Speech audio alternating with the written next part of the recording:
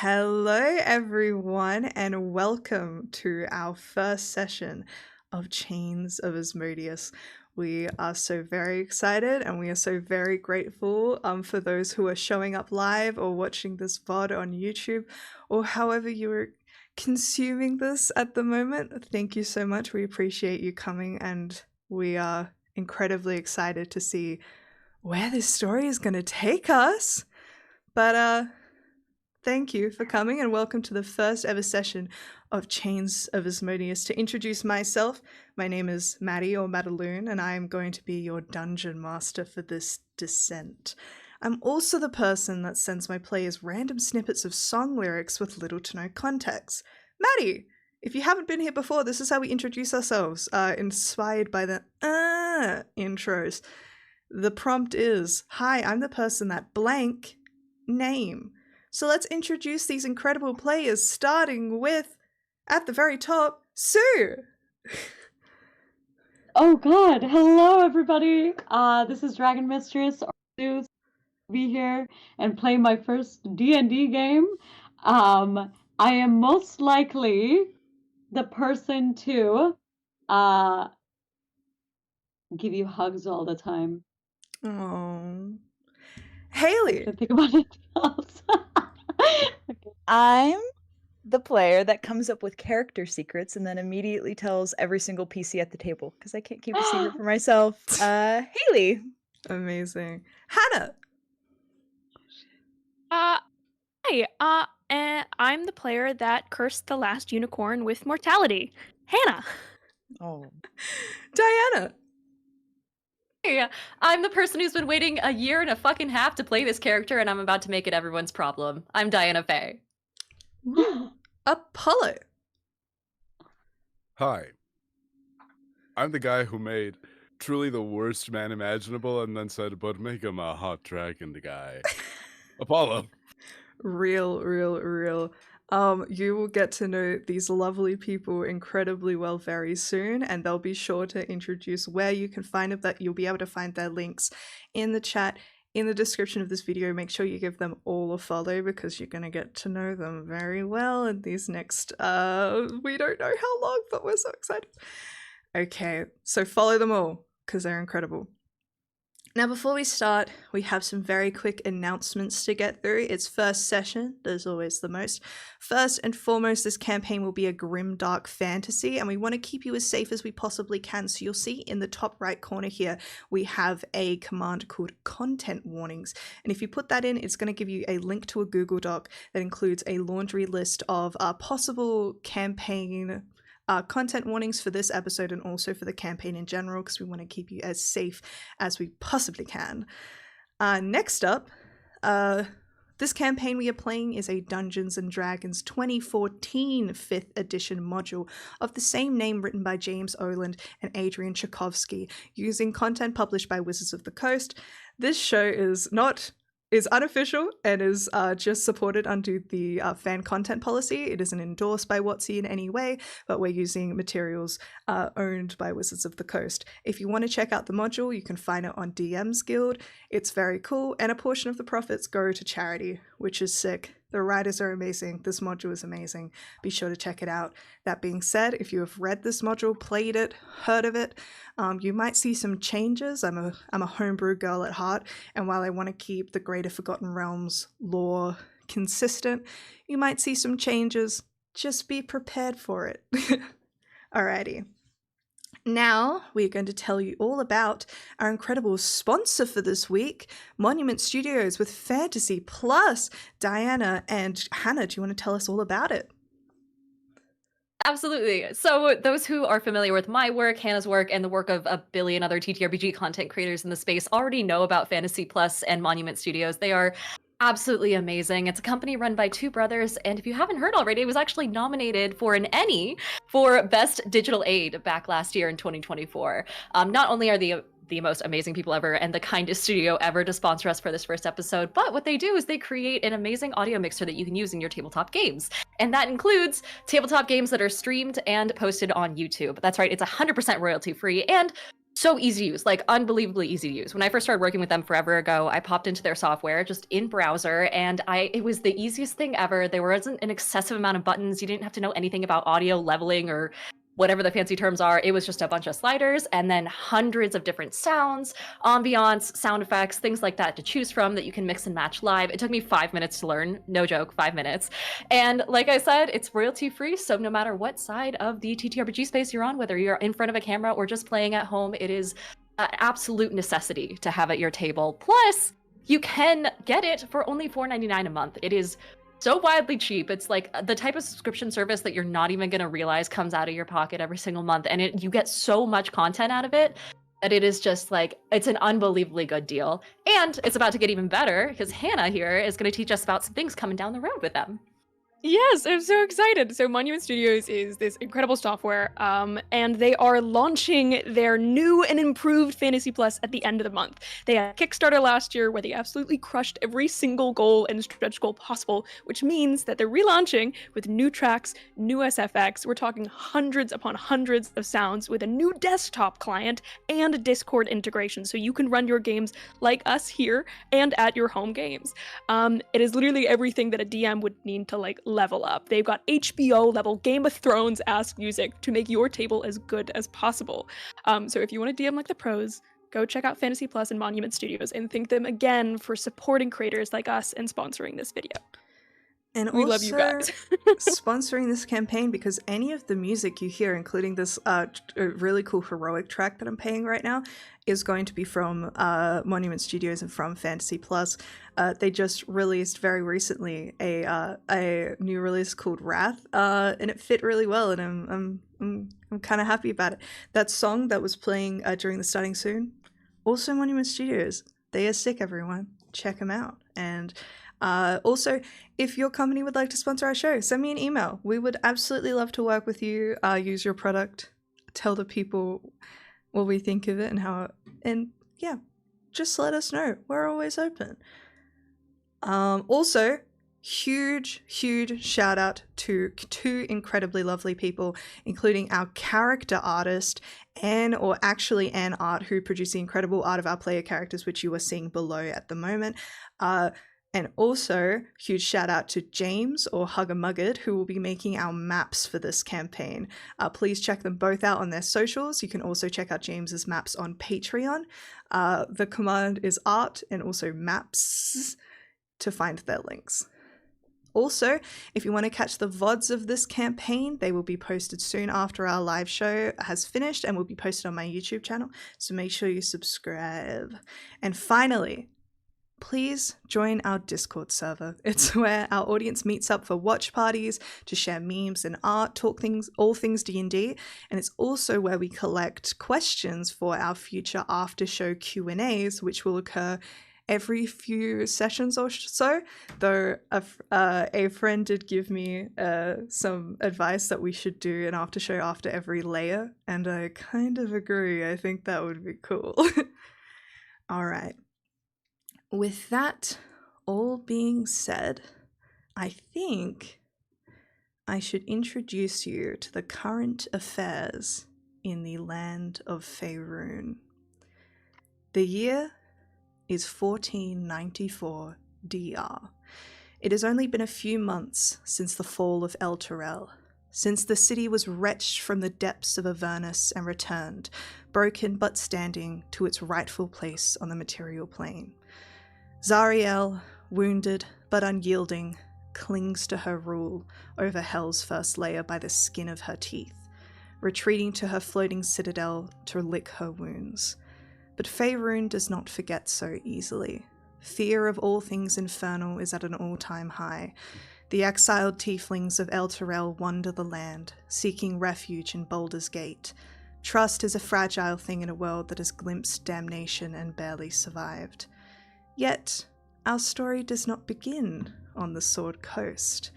Far from the turmoil of the West, nestled in the cradle of the shining South, lies the ancient kingdom of Halrua, a land of arcane-powered cities and spell-woven wonders where armies wield wands instead of swords. It is a realm that has endured spell plague, the second sundering, and the tides of history itself, watched over by Mystra's ever-vigilant gaze. You knew as much of Asmodeus of anyone in your line of work. He was a powerful deity, a conniving master of many schemes and the lord of the 9 hells. You knew that he often plotted to corrupt and win the souls of influential and powerful people through the use of infernal contracts, damning those unfortunates to the torments of his realm. You never thought that you would be one of his targets, and now you live with the loss. A hollowness exists where your soul should be, or else the fierce grief ache of a stolen friend or family member. If Asmodeus could not convince you yourself to sign a contract, he went after those closest to you. If you made a pact with the Lord of the 9, you did it with the assumption that you'd have enough time to fulfill your end of the bargain. Likely the others who fell prey to him thought the same. It was not to be. Asmodeus's hired murderers ensured it. Since then, you have been searching desperately for a way to recover what you lost, without success. Every lead has turned up nothing. Every promise of a gateway into the infernal realm has been false. It has begun to seem truly hopeless. But that is about to change. The air in Helrua hums with magic, as if the very fabric of reality is thinner here, stretched taut over centuries of arcane mastery. The skyline shimmers with floating spires, their crystalline windows catching the sunlight in prismatic bursts. Suspended bridges curve between them, defying gravity with an effortless grace. Below, elegant canals carve through the city, their waters glowing faintly with residual spellwork, ferrying gondolas that move without oars. The pavilion is quiet, a stark contrast to the lively market beyond, where 3 recently acquainted characters stand outside it, each with a letter in their hands. I think we'll start with Shiloh. Hannah, would you like to describe to us what your character looks like, and also what they're feeling in this moment? How are they approaching this next part?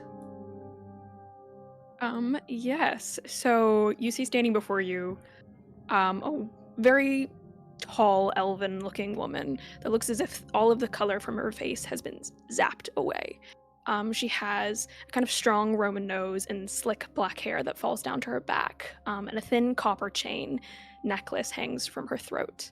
She's draped in thick velvet, in a thick velvet cloak with a maroon inlay and a long pair of black gloves that go up to her elbows, and a kind of black leather bodice carefully shaped somewhere between armor and fashionable contortion, lots of lace and vining black embroidery.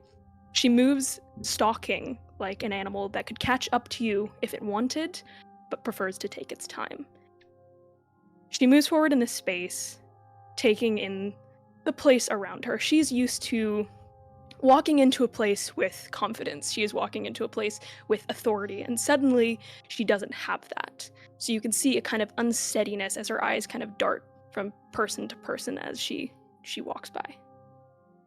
Incredible. And standing very intimidatingly tall next to her is another figure. Apollo, would you like to describe what your character looks like and what he is doing in this moment? Standing next to Shiloh is a mountain of a dragonborn. Dark obsidian onyx scales. The only scales that you can really see are in his face and hands.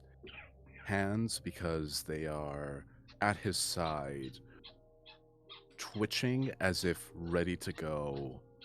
It is a wonder that the letter that he holds in between 2 fingers hasn't been shredded already by his nails alone. He is wearing a long cloak to hide the armor that he wears underneath constantly, and the sword that is strapped to his back. The hood that he has over his head can barely really cover anything, as it just sort of gets framed almost by the horns that he has.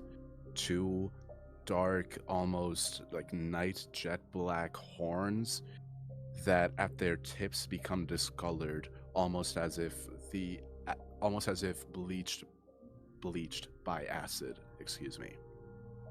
Similarly, his face is that black, deep night color, but from his bottom jaw going down, also from the snout going almost as if crowning the eyebrows and then going up to the horns, that entire area is that bone white acid discoloration, and two burning green eyes rest behind the shadow of the cloak. He is annoyed. He started this trip alone, and he would have preferred to end it alone. And he went from alone to 3 to 5. That's far too many people. It's too many people. Yeah, no, unfortunately, Mechnon, I'm so sorry, that's how Dungeons and Dragons works. I'm so sorry to admit this to you, King. You're gonna have to He does not deal want to with be in it. a party. Let him go. Yeah. And finally in this group, Sue, would you like to describe what your character looks like and what she is doing in this moment?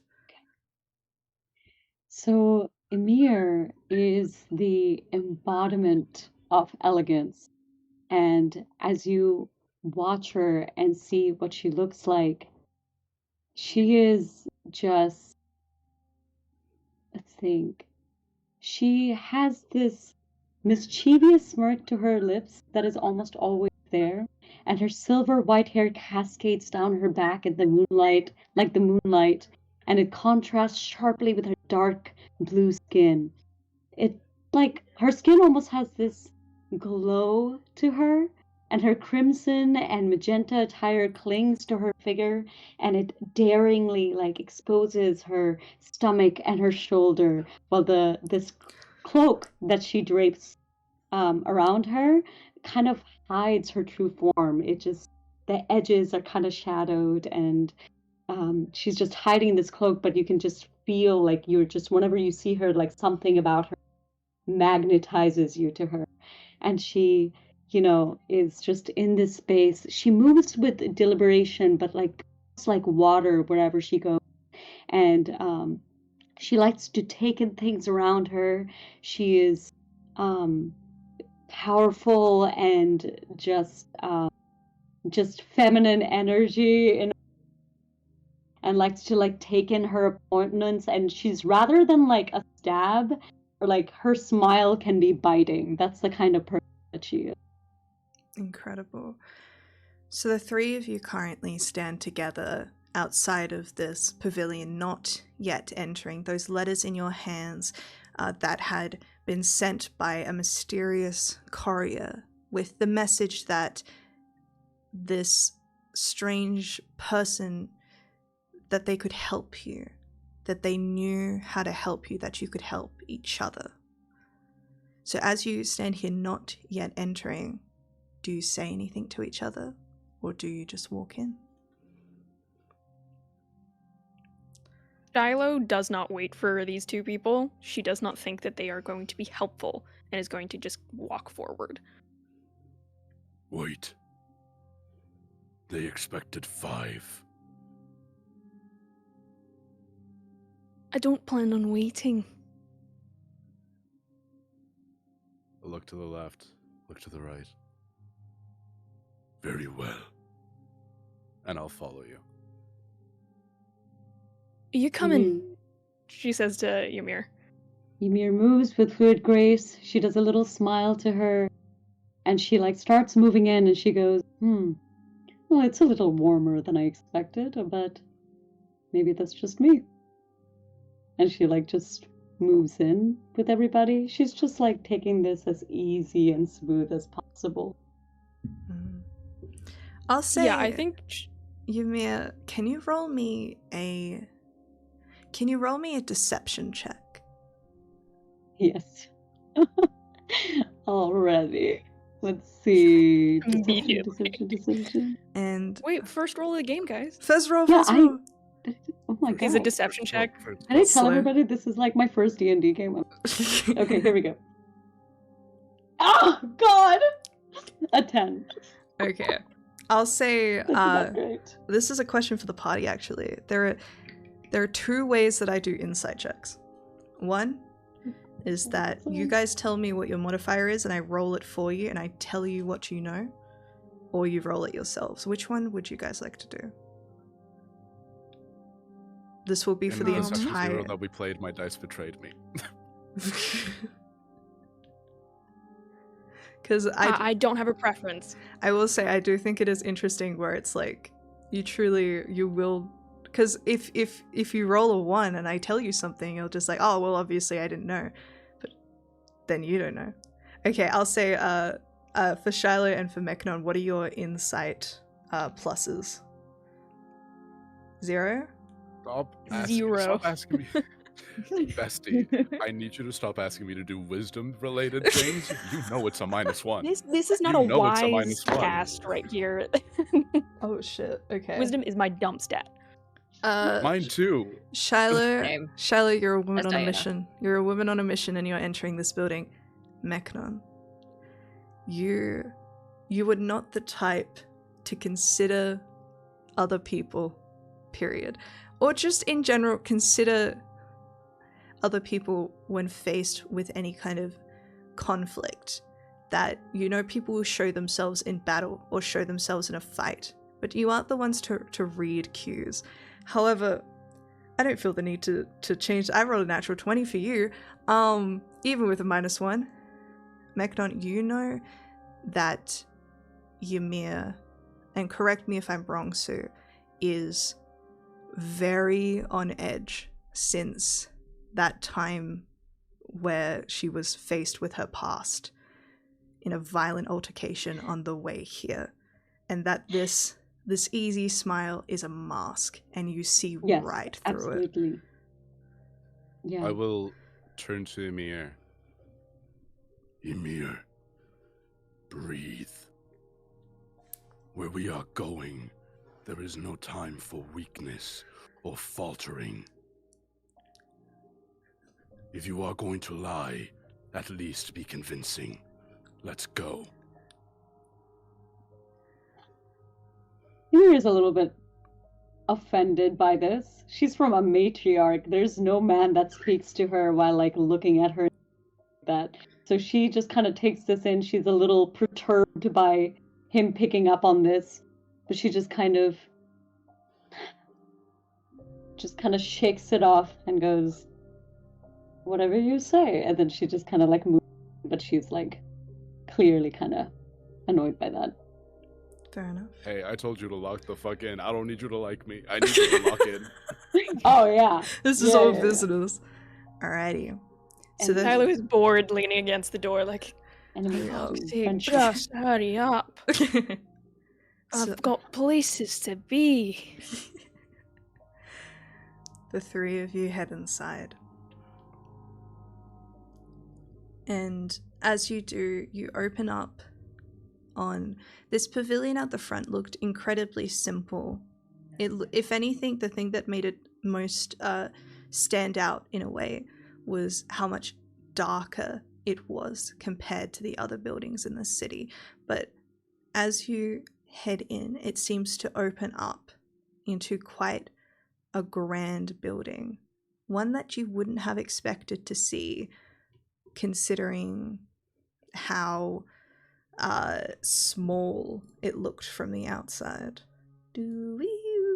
But as you head in, you see a figure standing at the edge of a kind of wide room that looks like a incredibly large library. And as you look up, the books seem to go on and on, almost infinitely. There are no lights on the ceiling, so they just disappear into shadow. You cannot see the top. But in the center of this space is a figure in front of a green, swirling orb. What's the word I'm looking for? the fucking divination, ookie spooky. Why can't I think of words? A crystal ball. He's in front of a crystal ball. No, the ookie spooky. The ookie spooky. Zythan Avost, the author of these letters, is young, younger than you thought he would be. Though the weight of his work has already left its mark, he is gaunt and wiry and carries himself with the precision of a man who has long abandoned wasted movement. His black hair, streaked faintly with green, falls past his shoulders in loose waves, unkempt in the way of someone too preoccupied to bother with such things. His skin pale from too many hours spent poring over his visions, is stretched over sharp features, high cheekbones and narrow nose and piercing dark eyes. Compared to the other people you have seen in this near desert place, he looks like he hasn't seen the sun in months. But the most unnerving thing about him is the nearly imperceptible scar in the center of his forehead, where something seems to be shifting underneath. He notices you enter and says, "Finally, please, come inside." Shiloh holds up the letter above her head and goes, "Are you the, conclave?" Not only, but at least the part of it you will meet today.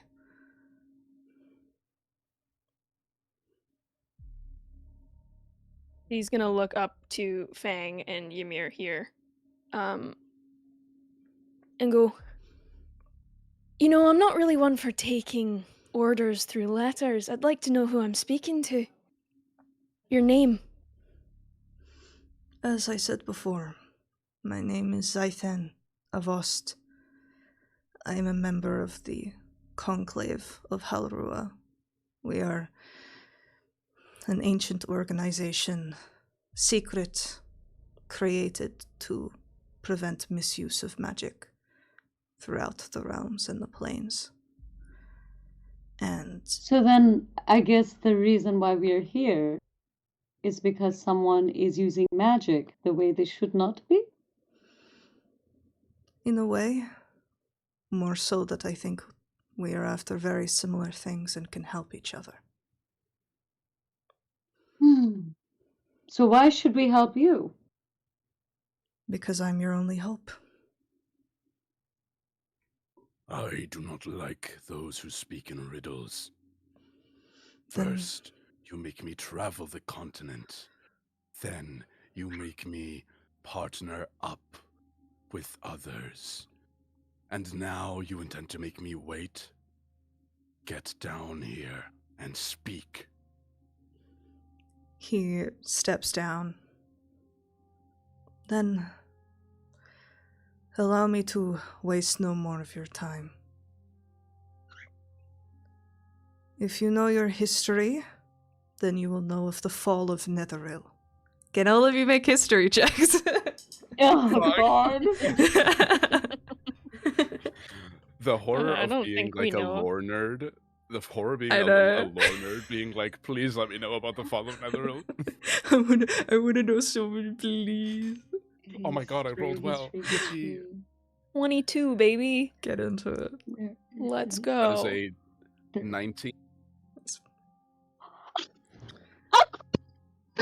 Oh, not 20? Hells. God! Yeah. Plus 2, so 90, so 22! Hell yeah. All three of you have heard of the fall of Netheril. This is not a hidden part of history. It is an incredibly important cataclysmic event that occurred several thousands of years ago, in which a wizard known as Karsus attempted to control the weave and take it from the then goddess of magic, and in turn glimpsed what it would be to be a god for but a moment before he lost control and sent his hometown, the city of Carsus, a floating city, crumbling to the ground, destroying himself and everyone else in that city. It was an incredibly profound event, as it resulted in the sacrificial, martyred death of the then goddess of magic, who then, eventually after a time, became Mystra, the current goddess of magic. As this goddess, the only way to save the weave and to gain control of it again was to destroy herself in the process. But as Zaisan says that, and that information pops into your head, he kind of moves back over to this crystal ball and waves his hands over it. And you notice as he waves his hands, that scar on his forehead opens into a third glowing green eye. And in this large crystal ball, you see an image flicker to life. A crimson sky, a colossal figure wreathed in unraveling magic, screaming as reality itself devours him. You know of Carsus, the would-be god whose reckless abandon shattered the weave itself. When Carsus fell, his struggle did not simply end. A fragment of his power, a final desperate grasp at godhood, was not destroyed. It implanted itself into a soul. And the image shifts, and you see a dark, shifting void, a shadow moving within, eyes cold and unrelenting. This soul we call the Unmaker. Helrua was built by those who foresaw Netheril's downfall. We have inherited its power, but not its folly. The Conclave exists to ensure such reckless ambition never threatens the world again. The Unmaker is reborn with each passing age, and it is our duty to find them, train them, and guide them under Mistra's watchful eye. Most of the time, they can become some of the most powerful, helpful mages to exist in their time. If left untamed, Netheril's fall will seem like a children's tale by comparison. But this time, we were too late. And the image shifts, and you see a noble estate, its halls smeared with crimson, a mourning family, and painted on the walls in dark, congealing strokes, the unmistakable symbol of Baal, the Lord of Murder. By the time we reached Waterdeep, all we found was blood. That symbol is no doubt familiar to you. For the three of you, it was the Baal spawn, the assassins of Baal, that hunted and killed your loved one, leaving behind their markings and what remained of the corpse of the person that you loved, mutilated beyond recognition. And you can't help but realize this person, whoever they have been born as, was a person of prominence, and therefore a target just as you for Asmodeus' schemes. Asmodeus has taken him, but he does not yet realize the power he holds. The crystal now shows a procession of fiends marking through an unmistakable, desolate landscape of fire and stone. Asmodeus gathers powerful souls, though for what purpose we do not know. But know this: if he discovers the true nature of the Unmaker, the hells will tremble in his wake. We have a way to free his soul and free the souls you have lost, should you find them in the hells. So you think that this Unmaker is in the same spot as the people we lost? Just to summarize. And how exactly are we supposed to get there? You expect us to travel to Asmodeus himself and, what, take back the souls? That is I'll where... do it. I will do it. Not exactly telling a me- cakewalk. Well, it doesn't matter. Don't you want to find him? What is the other option? You walk away? We just don't do anything? We just turn back? Should we just go home then? Feisty, aren't you? We have a way to get there. And I assume this way of freeing the ones that we lost is contingent on us finding the Unmaker. Of course. A soul that Who is powerful it? is needed as a battery of sorts to help the rest of you.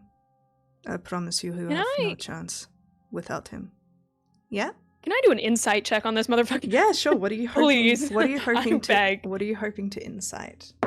Whether or not he is concealing information, and two, whether or not is this like a last hope thing? Like, can this guy do this himself, or is he really just being like, I need somebody else to do this? Rolling my insight. You can tell, first and foremost, how incredibly violently I rolled for you, suck it. How got it. incredibly exhausted this man is. You immediately get the glimpse that he probably hasn't slept in days. And you also get the wave of just how cataclysmic this is, how important this is. And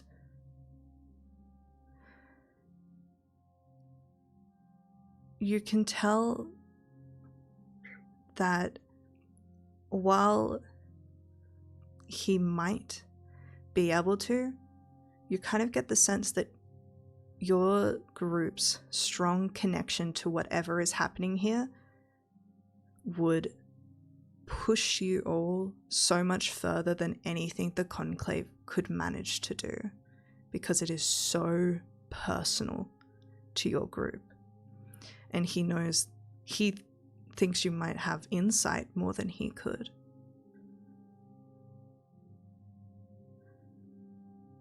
Right.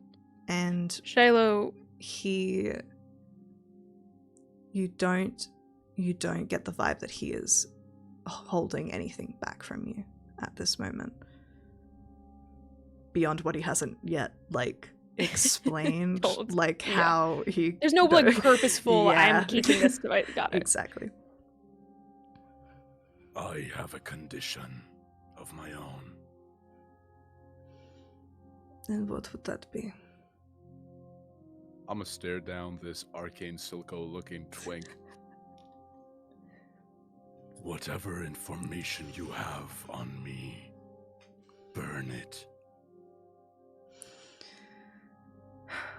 The information I have on you is not written down. Good. And that eye blinks at you. Oh, I hate that. Oh, Mm. Meknon gets a little shiver. Does it make He's that like, little "Ugh, wet nasty." noise? Yeah. You say no. I think Ymir is a little bit shaken because, okay, so... Wait, but I thought this whole time that my brother had run away from home. Are you telling me that he is dead? Yes. Is that what you're telling me? I can show you if you would like. No. No. There is no way that my brother is dead. He's not weak. If he is dead, then I will go find him and I will bring him up here. But you have to prove to me that he is dead and that we can go and find him so I can bring him up here. Can you prove this to me? He extends his hand towards you.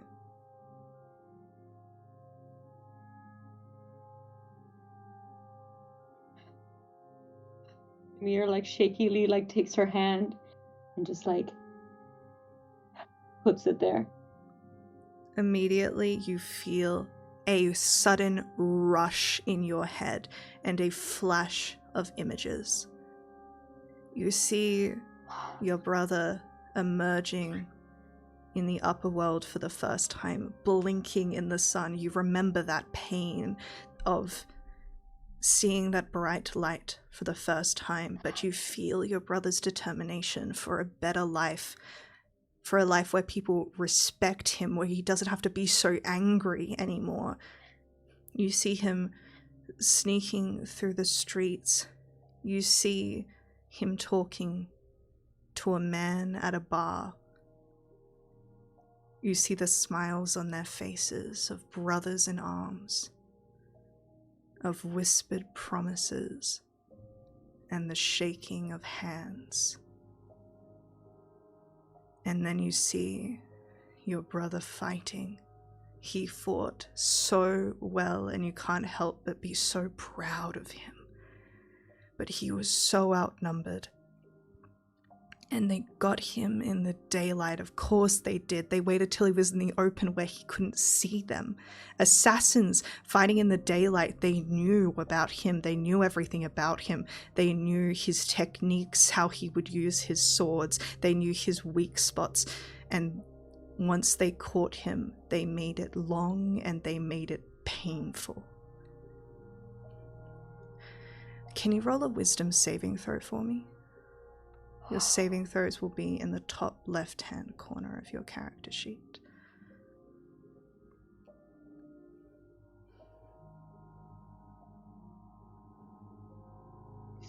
$14. Okay.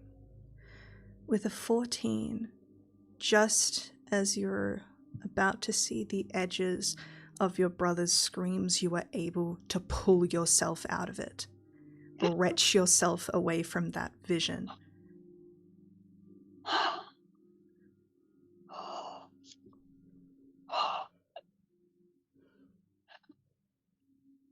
I will get him back. I will get him back. And you can. You will.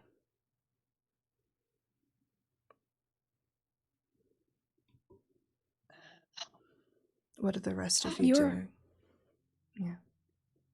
I think Shiloh's kind of leaned up against a wall, watching this interaction occur. Her face is stony. She raises a slight eyebrow as Ymir lets forth this promise that she's gonna find him and trek back, and she lets out a little bit of a scoff. I'm sorry. Is there a problem? No, it's touching. She smiles. Well, interesting you say touching, since I'm sure no one has ever touched you in their life.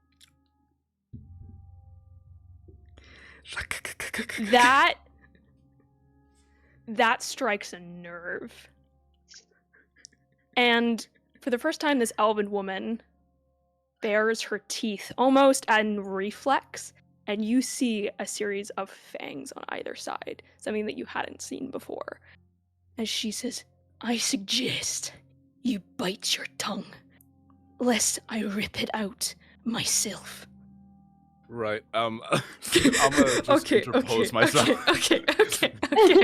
Okay. I'm just gonna. It's weird to see such a massive figure like skulk, but I'm just going to appear in the middle of the two of them. Like a fucking brick wall. Literally, like a fucking brick wall, just side to side, And I'm just gonna say, Stop. We are waiting on 2 more. If we need 5, we need 5. I don't like this either. You can kill each other when we have what we want. and then I'm just gonna go into a corner. I'm not reading any of these fucking books. I'm just gonna sit my ass down and stare at the door until the 2 others appear. We Maybe we'll just like stare for a while and then just step back. No. Shiloh plays with the chain around her neck.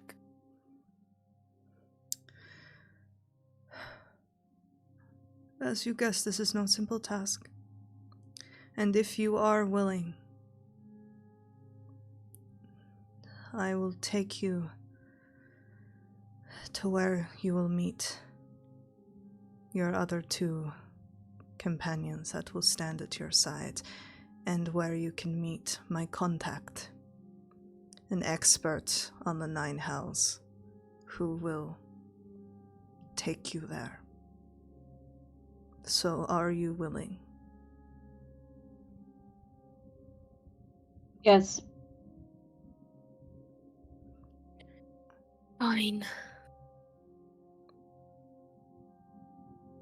Stop asking stupid questions, wizard. Let's go. Very good. And you see he walks down towards you, and you see he kind of stops in the middle of all of you, like, moved apart slightly, and he kind of seems to look around and measure, and then goes, yeah, okay. And all of you feel like your stomachs fly up to your throats as you are no. teleported to a different location. And you land on stone floor, feeling maybe just a little bit seasick, just kind of having to stare ahead and focus for a moment, especially if it is your first time teleporting. And then looking around, you realize that you are standing in a cathedral. Zythan breathes and looks around, looking for someone. The air inside this cathedral is bone cold, seeping into your skin like the grasps of something long dead. The black stone walls are carved with reliefs of grinning skulls, their hollow eyes following you no matter where they step. The floor is marked with deep-set pools of a viscous liquid red as fresh blood, though it does not ripple even when disturbed. The silence is oppressive, but it is not empty. The sounds of bones clicking together, a rhythmic, deliberate clack, clack, clack, echoes faintly from above. Suspended from the vaulted ceiling, skeletal remains hang in gentle motion, swaying in the musty air, as if whispering to you. Can all of you roll me a religion check?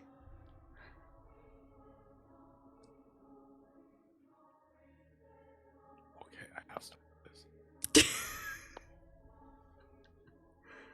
18 on the die plus 3. Hells yeah. 11. Literally. 21. Slay. Okay. I would say you quite likely don't recognize this place, as this is not the cathedral of a god that anyone in Mesberanzan worships. But for the other 2, you know that this is a temple, a cathedral of Kalevmor, the god of death.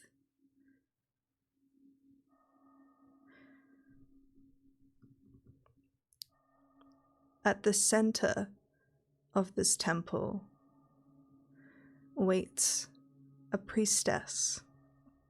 She stands with perfect poise, Her robes are black and white, embroidered in spiraling skeletal motifs, their patterns shifting subtly as if moving under their own power. A white veil covers her eyes, just resting at the bottom of her nose. Yet she moves forward, walking towards you as if she sees clearly. Her long, braided black hair is encrusted with silver jewelry, the delicate chains and ornaments glinting in the dim light. Her face is sharp and beautiful in the way of the elves, but something is distinctly wrong. Her deep brown skin carries a faint, infernal hue, like embers smoldering beneath it. When she smiles, her teeth are just a little bit too sharp. Her nails are just a little bit too long, tapering to unnatural points. She is rail thin and draped in flowing vestments that give her the air of a Gothic saint. Eyes unseen beneath her veil, she tilts her head like a delighted host, clasping her hands together, and the candlelight around you seems to flicker.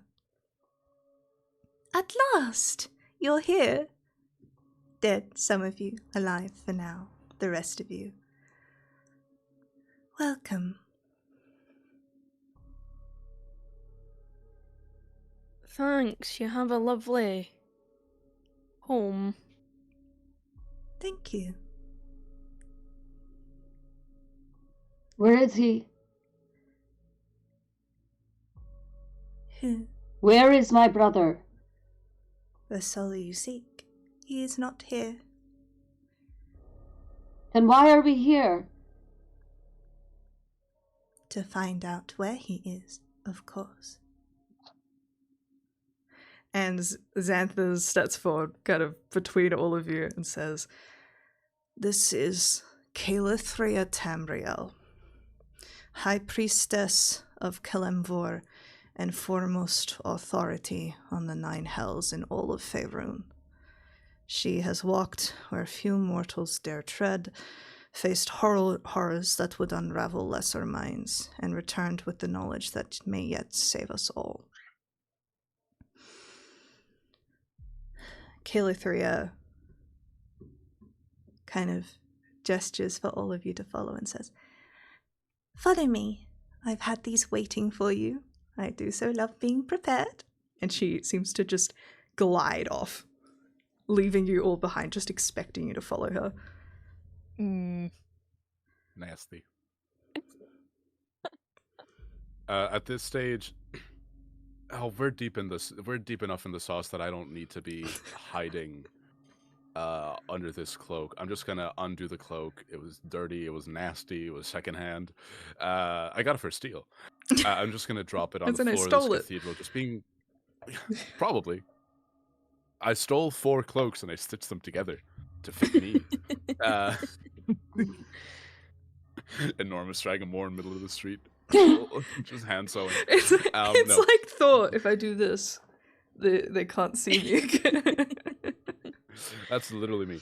I am going to just drop the cloak, so you can now just see full plate armor. The only parts that aren't covered are my hands, so that when I crush people's skulls, they feel the actual hand and not some metal.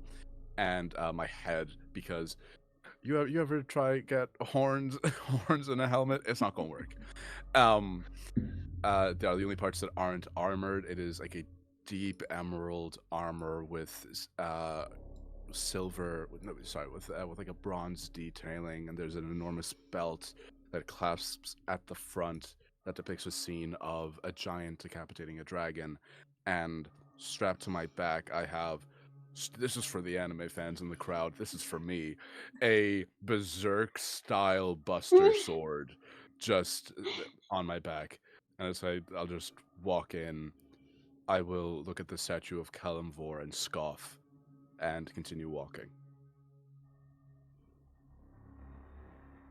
Shiloh will follow closely behind, taking in the size and now the new outfit. in slight awe and almost like a little bit of respect of like the mid adventure fashion change, a little quick change, or she respects it. Thank you, Period. Queen. Do the rest of you follow Calithria? My lips curl into a tight but determined smile. I have decided that I will bring my brother back, and I will do whatever is necessary. So I take a deep breath like a big girl, and then I... Alright. She leads your group, Zython following, of course, through the cathedral until you reach a chamber. The walls are inscribed with runes, and you see a great circle of magic on the ground. But most obviously, not in this circle, rests 2 coffins, which Calithria walks up to and gestures to. You're the 2 party members. I'm not. Sorry. No, go ahead. Oh no, you said something. I was gonna make a joke. All but she no, said was the moment is no, serious. no. Oh, fuck. We killed it. Campaign over. I'm leaving. I walked in. I see the covenant. I just say, I'm not gonna fit in that. She just smiles and says, "Oh, don't worry. They're already occupied." Oh, looks like we found your brother, she says, turning to Ymir with a smile. No, this isn't her brother. These are your other 2 party members. Emma They is just like, sorry, are you having some trouble? Should I touch you to make you... do it and you'll lose a finger. Oh, I would And- like to see you try. Oh, baby, don't tempt me. I am nothing but a temptress. Oh, I I'm was getting a little sidestepping all peckish of this. anyways. Calithria looks to Zython, and Zython just kind of gives her a look that's just like, yeah, this is what we've got. Take it or leave it. I look at them. I look at them and I say, I've been on the road with them for 3 days. And you're about to be on the road for them for much longer. I don't think these new party members are going to be terribly helpful. They seem a Oh. little bit preoccupied. Right, yes. So, Kelemvor, Lord of the Dead, teaches that death is but a natural part of life, and it should never be feared so long as one understands its place in the cycle of existence. And she, as she's kind of speaking, she seems to be like moving around lighting these red candles. His followers have long been tasked with the destruction of undeath in all of its forms, for as it is an affront to Kelevmore. Undeath defies the natural order, perverts the soul and traps it in an endless limbo. But this is different. For this task, he has granted us special permission. This ritual we're about to form is forbidden, for it bends the laws of life and death. But if we are to stop Asmodeus from tearing asunder the planes completely, we must make exceptions. If you'll just stand back, this won't take a moment. And she turns around, standing before these 2 coffins, and begins to chant lowly in Infernal. And immediately you notice that the entire room seems to cool even more, like all of the magic around you has flooded into this room, and it seems to buzz in your ears.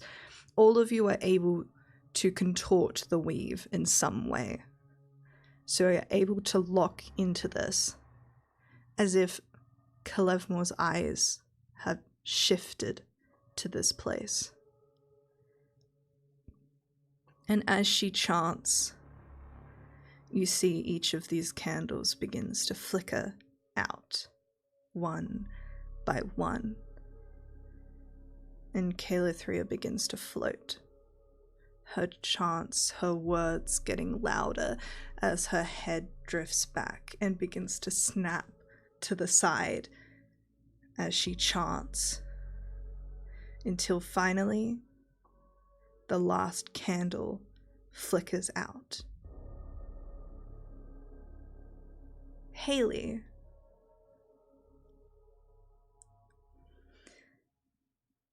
The last thing your character remembers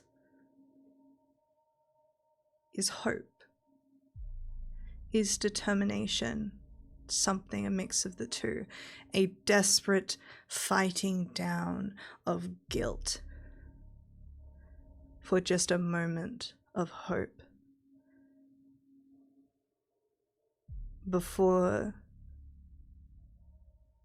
you wake up in darkness. Can you roll a perception check for me? I would love to. 14. Okay. I think due to what you are and your skills and what you do, you're very easily able to, how you say, lock in when it comes to stressful situations. And you immediately stiffen, and it's dark in here, and your hands move to their sides, and there's wood, and your hand moves to the top, and there's wood. But you can feel just the slightest amount of air drifting in the top. You're in a coffin.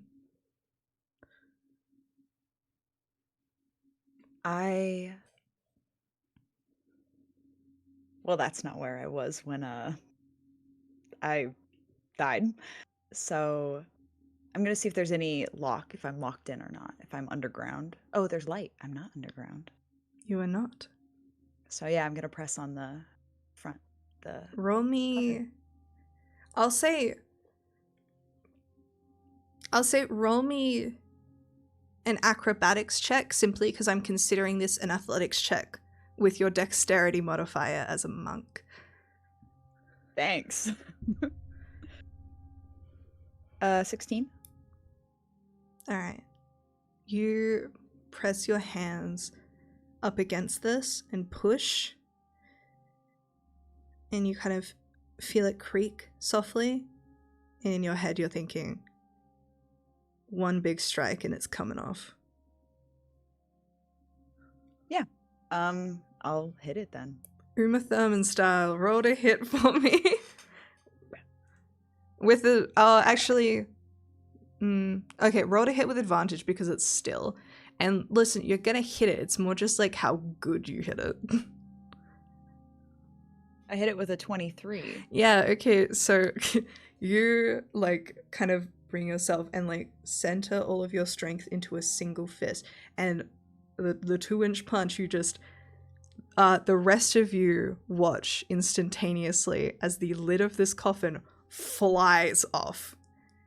And Haley, would you describe who they see in this coffin, looking just as alive as the rest of them? Yeah, you see a human. They're dressed in red, loose garments, but the most notable thing I would say would be their gold eyes darting around the room, trying to gain any information about where they are now. They have dark reddish hair, reddish brown hair, 2 long braids in the front. The rest of it's cropped really short. They wear a necklace with a ring around it, and they have 2 piercings right here in silver. And yeah, they're gaining as much information they can about the situation that they're now in. Incredible. And we'll go back in time about 45 seconds. Diana, your character, the last thing you remembered was white. Actually, the last thing you remembered was the pain finally stopping just for a moment. Maybe when something in your nerve center was severed finally that you couldn't feel it anymore. Or perhaps it was your brain finally shutting down in those last moments, that for just a moment you felt like you were floating. Before there was a great thud and your vision crackled black. And your eyes open and you are in complete darkness. Can you please roll me a perception check? I will do my best. Oh man. 14. Okay, similar. You feel around you and you figure out that you're in a coffin and that you are alive. You are alive. And just for a millisecond, that feeling of absolute betrayal of your God abandoning you just glimmers with a bit of hope. Perhaps he had finally, maybe this was a test. Maybe this was all to show what the world faces around you, what you are attempting to do with his teachings. I think, has he given you a second chance? But your breaths are shallow, and you know if you stay in here for much longer, you're going to run out of oxygen, and you do not want to waste this chance he has given you. What do you do? I think I just kind of sit there and kind of wait for my eyes to adjust and realize they aren't going to adjust. I'm a human. And after a couple moments, I hear the slamming sound of Solstice's coffin opening. And I just kind of like press against the wood, kind of feel for a latch or something. And then almost instantly afterwards realize there's no reason for a coffin to have any sort of handle on the inside. So instead I just go, hello? Okay. Hey, can someone open this? Guys? Hello? The rest of you see in quick succession as this ritual ends, you see this lid blasted off, and you see this woman inside. Before, from the other one, you hear this voice calling out. What would you like to do? You hear like a slam as she tries to shove her shoulder into it, but it doesn't do anything. It just kind of rattles a little bit. And then a small like, ow. I think that Solstice might recognize this incredibly distinct voice. I think you do. And I'll go, I guess, open it. Is it locked if I go over there? Am I going to have to pull it off? Yeah, make me an acrobatics check again to see if you can pull this off. Yeah, let's hope that this one's a little better. Pull this off in more ways than one. It's a 1. Oh, this is so cringe. buddy. I have a +8. Does that count? This is so Is this where my cringe. character I'm way cooler. dies? I'm way cooler, guys. No. Diana, I'm gonna need you to I know you've been waiting years, but I'm gonna need you to re-roll your character real quick. Is that okay? I'm kidding. Solstice, kind of ignoring these people around you, very like mission focused. You just kind of start pulling at this lid of the coffin, and it's not budging. Before you kind of feel this figure just appear behind you of Calithria, who just kind of cocks her head and says, "Oh, it's all right. Here, there's a latch." And she just reaches past you where you were trying to brute force this off and just unlocks the latch. And you realize your pinky was literally grazing it. And she just unlatches it and goes, "There you are," and opens it. Diana, would you like to describe what the party sees, who they see resting in this coffin? Yeah, exploding upwards, just kind of like immediately Frankenstein's monster style, sitting up 90 degrees from the coffin. You see a crop of blue hair appearing first over the edge. It's kind of tied back in the front, where the front pieces are kind of pulled back into a crown of braids circling her head and the crown of her head. And interwoven with the braids are a series of very delicate silver chains that kind of rain down haphazardly behind the back of her head. Her skin itself is a little bit pallid, a little on the pale side, and despite the situation and despite waking up and not knowing what the hell is going on, she's smiling. And not the same sort of like tight-lipped smile that you've seen on Ymir, but instead a genuine like toothy grin. And across her shoulders, you can see a sort of fuzzy mantle. Looks like it might be rabbit fur with like a little bit of black around the very tips of the furs that cascades down her shoulders and gives way to this gleaming mirror-like breastplate. And she kind of reaches a hand up, a hand covered in a white glove that's splattered with what you imagine is her own blood, dried and aged for who knows how long, and reaches up to her head and just kind of looks around, looks over, and peeks over the edge of the coffin as if to kind of like inspect the tile, but instead you hear a heaving noise and she just starts like vomiting up what looks to be a cascade of blood, of viscera, of organs. Being reincarnated is not exactly easy on the body, and you can see like bits of bone that seem to come out, just a little chunk of what might be intestine. Anyone who has battle familiarity knows what intestines look like, unfortunately. You can see it as these old organs are replaced with fresh new ones.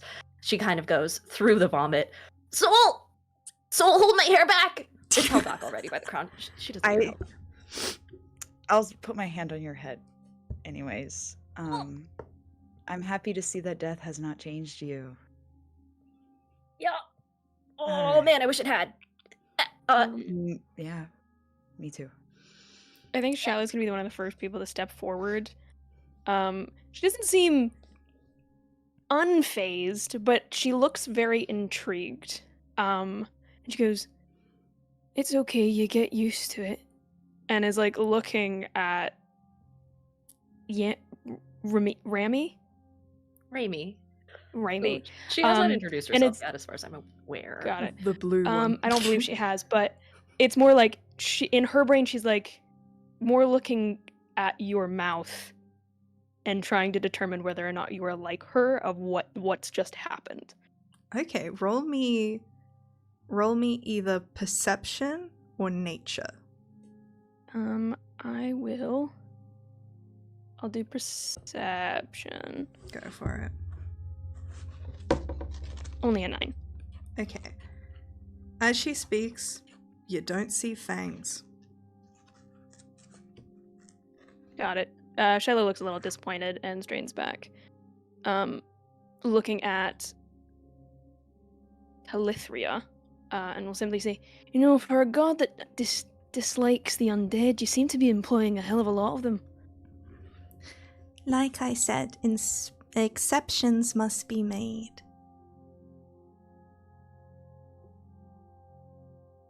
Raimi kind of finishes doing her business and clearing her system out, and she just, with the same bloody gloved hand, just kind of wipes her mouth and stands from the coffin fully. You can see she's not particularly tall, but the smile returns to her face almost instantly, and she starts looking around. She makes direct eye contact with Soul with like a cocked eyebrow a little bit, but then stares around at the ceiling, at the symbols and the skulls on the walls, and she just goes, "Huh, shit, I thought I was gonna wake up in a house of God, but not like this. This is, who's in do y'all work here? Is there a thing that we can..." Hi! She just like goes up and goes, "If you work here, can you point me in the direction of my shield, please? It's kind of important." Oh, yes. Yes. I think we put them in the confessional. I'll be right back. And she totters off. And then Okay, returns I'll be back here. with a sack that you can tell you kind of hear it. Okay. And then it is floating behind her. Like she tried to lift it, was like, no. And then arrives back and puts it down, and all of your items and weapons that you had on you are there. These are my weapons, baby. Oh, butter, right butter, here. being pop, pop, bitch. And as you kind of reach in, Zython steps forward, almost like watching the two of you with a little bit of confusion of someone who thought that they would have to explain themselves a lot more than how well you two are receiving this current situation, and just kind of goes, "I know you must have questions. There is Yes. little time for all of the answers that you deserve, but I will give you what you can. You died at the hands of Asmodeus's assassins.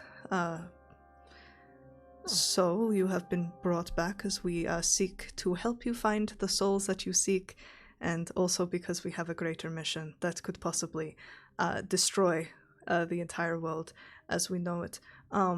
We can help you find your souls. We can also help make sure the world doesn't end. Asmodeus has been collecting powerful souls, yours included. Unfortunately, he stole the wrong one. We call it the Unmaker. It's this whole thing. I had this whole presentation, but like, if he harnesses the power of this soul that he stole without realizing that it's the Unmaker, he could destroy the hells, entirely tipping the planar balance into disarray, and all of the planes will be completely overcome by the abyss. So, we don't want that to happen. Am I in hell? Not yet. Am I close? Hopefully, if all goes well. All right, whatever works. Whatever works. All right. I guess, Zython, you've got this, right? And Zython's just like, yeah, I think so. He seems still a little bit put off by how well everyone's kind of accepted this, and he's like, I'm fine with this. Okay, okay. Rami's head is like fully in the sack of belongings, just like pulling shit out from various dead bodies, and she grabs her shield and sword and just sits upright and she goes, yeah, I mean, I got nothing better to do, I guess. So wait, were you three here to like, and she points to the three of you, were you all like mourners? Like, this is honestly a bigger turnout than I would have expected for a funeral, so like, thanks for being here. Sorry to disappoint with the twist ending.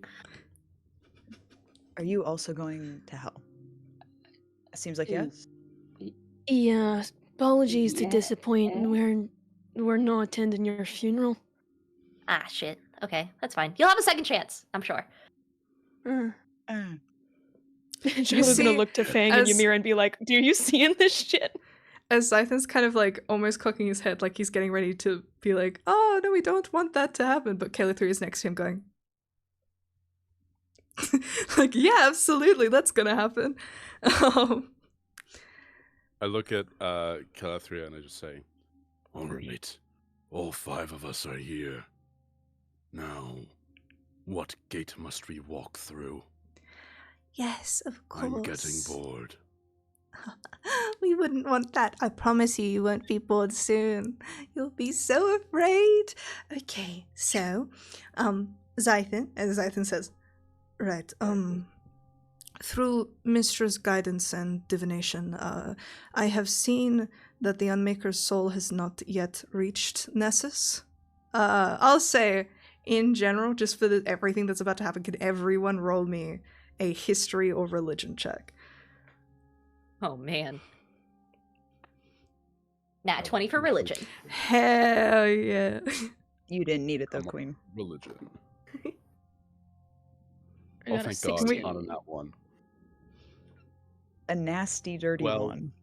Oh, again? Again? Is Bruh. this? Am I done for? All right. Bruh's cooked. 12. 12. Religion. And, Sue, what did you get? 10. Okay. Starting what off did, strong, what guys. did, what I is mean, that makes sense because as this is happening, she's very overwhelmed. yeah, like what is going on with all of this? Is what Shiloh, she's, like, what did you thinking. get? I'm sorry. I got a 16. Gotcha. All right. Raimi and Shiloh, you know that Nessus is the 9th layer of the Hells, is the bottom one. It is Asmodeus's domain. And you see Zython kind of waves his hands, and once again that third eye flickers open, glowing and green, as you see a kind of shimmering vision. And you see like a great spiraling descent into the hells, and a figure covered in chains. There is still hope for all of you. The Conclave has prepared a ritual, one that will tear his soul free from Asmodeus's grasp and return him to the material plane. With this, we can orchestrate another century of peace. And this is not the only soul we can save. your own souls too, or the souls of your loved ones, remained bound to the Nine. You can find their phylacteries wherever they landed, but if you bring them back, they will simply be hunted down again and out of their own control. If you succeed, you may yet reclaim what was taken from you. Calithria folds her hands behind her back, her grin widening. But of course, there's a catch. It can't all be so easy. The ritual will require power. Intense power. Batteries, if you want to think about it that way. Otherwise, there's a great chance that the ritual will utilize the souls around it to power it, whether it is your own souls or the ones you have collected. We don't want that. That would be bad. So, there are artifacts tied to the hells themselves. The greater the power you gather, we gather, the stronger the ritual becomes. Without them, let's just say the success rate diminishes a lot. The more you collect, the better chance you have. And would you believe it? The kinds of objects we need tend to be heavily guarded because they're powerful. So, but don't let that dissuade you. I can find them. I can find anything given time.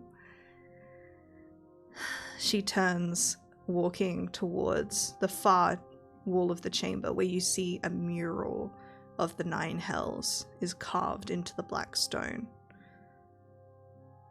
Her fingers trail along the 7th layer before moving down, and she rests her palm against Nessus. There is a place deep in Nessus where Asmodeus himself cannot see, a great oasis. We don't know how it appeared, but it seems as old as he is. It is hidden beyond his gaze and his magics, which is why he keeps it so close, because he can't control it. It will act as a conduit for the ritual. If we can bring the artifacts there, we can sever the chains binding the souls we seek. And then we'll be able to bring them back here to the material plane. And Zython steps forward. You were chosen because you have as much to lose as the rest of the world, if not more. If Asmodeus succeeds, if he uses the Unmaker's power without understanding it, the hells can unravel. The balance will break, the abyss will surge forward, unchecked, and we will be overrun by horrors that dwell within it. This is not just about saving one soul, this is about saving everything. And then Calithria kind of peeks ahead. No pressure, of course!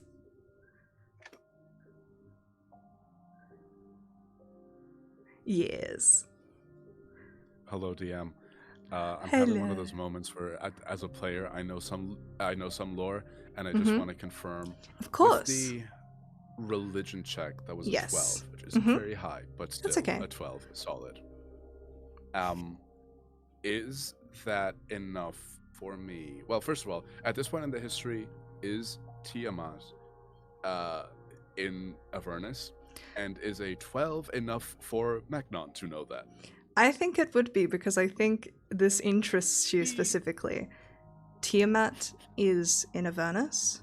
She is bound to her caves. Zariel and Tiamat kind of have like an endless cold war going on, in which Zariel is winning. So Tiamat keeps to herself, but is also known to be biding her time and waiting for the moment that she can take over once more. Though for the moment, she kind of chills in her caves. Awesome. And it's still the case that, like, her caves are the only way to get out of Avernus to continue down? Is that something that is still in the lore? Or is that from, like, some fuck-ass older edition? I'll say it is one of the ways. I think But you're Magnon with an walks expert. over. Incredible. Magnon is just looking at the like mural of the hells, and just traces a claw along Avernus to where the caves roughly are. Oath of a god. Fun. And we'll turn to the group. You see Calithria, like, as you turn back, she's just, her veil is turned towards you, and while you can't see her eyes, you know she's making direct eye contact with you, and she just smiles. Clerics, do not look at me in the eye. Lower your head. And I'll walk away from her. Oh shit, we have a cleric in the party. I'm so sorry. I guess we can't be friends. To be fair, I don't think at the moment Raimi probably looks like much of a cleric. If anything, she probably looks more like a we'll fighter. figure that out when we get there. Yeah, that's fair. As she picks up her shield, you do see a glaring symbol of Kellenvor right on the front. The 2 scales and a slight blue gem that matches the color of her hair near to the top of it. Some weird edging on the shield. Don't make a joke about edging, audience. I know where your head's at. That has like these sort of curved inward type areas, and her sword itself looks a little mean, but other than that, doesn't look. She looks more like a paladin or fighter or something. She looks pretty buff. Kind of surprised she couldn't get the cough live off earlier. Real. I say that to Calethria. I turn, look at you, see your just symbol of your god, and I just go, "Wee." Oi, oi, oi. Alright. So there's like this map essentially here. Yeah. Shiloh gently places her hand and runs it along the 6th layer. Just for a minute. And then looks up to Calethria and goes, you see, the thing is, would people know that we're coming? I mean, you say that these cultists of Baal left, I mean, they have quite a mess behind. I'm assuming they came after these 2. What's saying they can't follow us down to the hills? What's saying that Asmodeus himself doesn't know we're coming? Well, the good thing about the hells is while Asmodeus does rule each layer in a way, they don't like communicating with each other. Oftentimes, the other archdevils, don't like Asmodeus to know what's going on because he'll have more leverage. Many mortals of all kinds, of all planes, travel to the hells, usually to buy, sell, barter, that sort of thing. Some of the layers are more friendly to outsiders, others not. But if we stay fairly discreet, at least until we reach Nessus, we have every possibility of evading his gaze.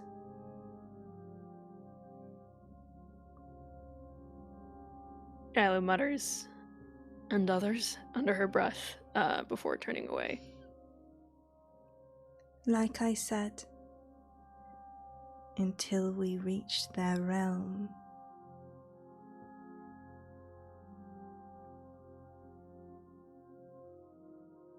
Right, well, it seems like we've got quite a long way to go, so how do we get started?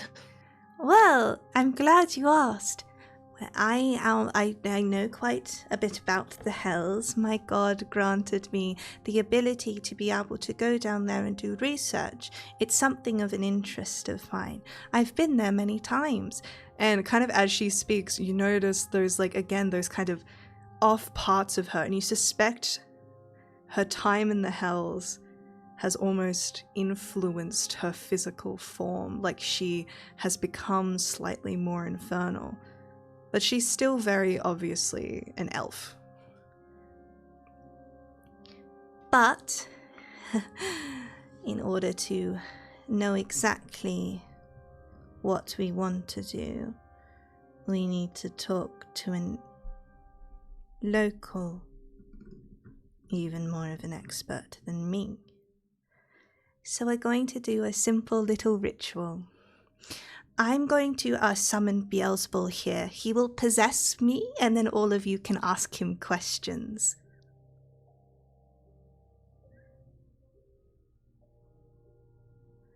Are you ready?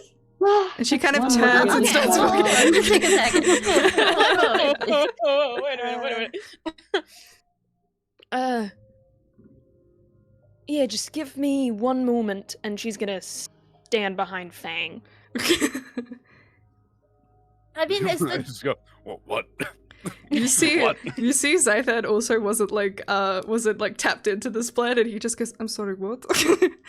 1 second, he just kind of walks up to Galithria, and I think as the two of them are chatting, kind of at this point, as all of you are reconciling with this new information, with this mission that goes so far beyond searching for just your soul, but instead, possibly saving the world, we will go to our break. So, we're going to be gone for 10 minutes.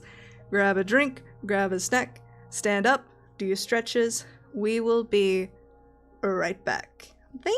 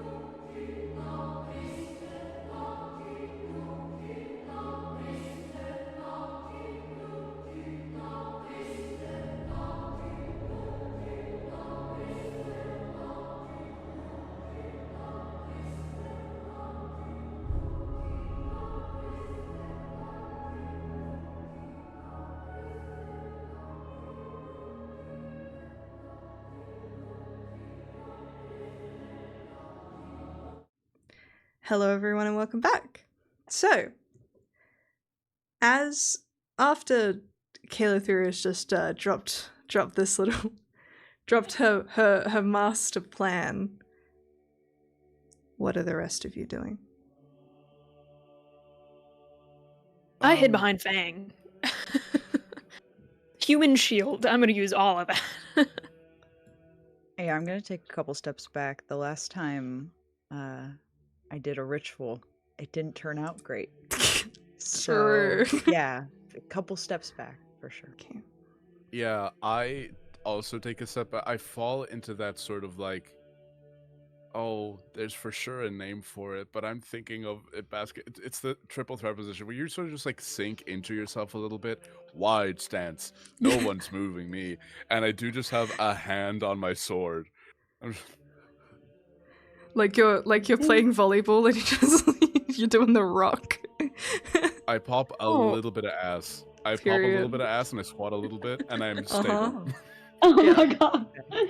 I'm I just changed what looking I'm around. doing. I'm staring at Megron. Like, whoa! Wow. Maria's just gonna be like she's like watching all of this unfold, but she's like getting. I think initially when like she saw people coming from dead, she was like, "What the heck is going on?" But now she's like, "Oh, but this means I can get my brother back." So she's got a spark back of like, "Okay, this is gonna be fine." And she hears this happen, and she's like, well, that's one way to get inside somebody." Huh? Alright. Huh? Wrap it up. I love it. It's like, and then she sees like everybody's just like not really having it, so I just go, okay. And then she like goes, I guess I'll step back with everybody. She just kind of like steps back. If literally everyone else is taking a step back, Raimi is almost as if she hadn't noticed that everyone else has moved away from her and she's now the front of the line and she's just kind of looking around, admiring the architecture of this temple, and she kind of like goes over to one of those pools of blood and just kind of pokes it, especially if it isn't rippling. She kind of like takes her sword and just kind of like stabs it a little bit. For a All moment, right, well, for a moment, as you stab it, it does move, and you think it's because of you, but then you kind of see almost like a tendril of this liquid raises from each of the pools and is slowly arcing towards Caelethria as she's chatting to Zythan, obviously explaining and justifying her plan as she is kind of like moving, her hands moving and like somatic components around this circle. Before she looks to the rest of you, almost like cutting Zythan off, who you can tell is doing the wizard thing where he's just bludgeoning her with questions and like trying to break apart this plan, but she kind of isn't having any of it, and just says, So, essentially, I will summon for you Beelzebul, who, of course, is one of the archdevils of the Nine. He will possess my body and speak through me. And because of this particular circle, he cannot lie. And as the Lord of Lies, Lord of Flies, whatever you may call him, this is a good thing. But be warned, he will use all of his wit to try and escape your questioning or misdirect you. And also, of course, my dear wizard, and she looks towards Zythan, who's just like, you can also ask about where your little soul is located with the items and such. Yes? and Zythan's just like, what? And he just steps back and you kind of see as he's walking, he just keeps tapping his chest, and you suspect he's casting about 5 different buffing spells on himself just over and over again. All right. man. Are you ready? Yeah, I guess. I mean, always wanted to have breakfast with the devil, so. And she kind of like looks towards the sky. More like brunch. Okay. Oh, shit! Really? She turns around, and once again begins to chant in a similar way that the 3 alive recognize. That the 3 of you kind of recognize this chanting style, but you see instead of growing louder, it starts loud. It starts loud and gravelly, like it is coming from deep in her gut. It feels wrong. She chants and lifts up the staff made of bone. You feel the air in the cathedral shudder around you with growing power. The blood in these pools continues to rise until it meets a star-like arc above her head as she floats, until you begin to see her neck start to crack in ways that should kill her. Her limbs themselves snapping at unnatural angles, but she continues to chant, though it sounds like she is doing it with effort, like she is fighting through the spell. Eventually, the blood obscures her in a ball, a sphere, completely. And you hear the chanting stop, and the blood around her drops, and you see it pour over her face, seeping into the white parts of her clothing.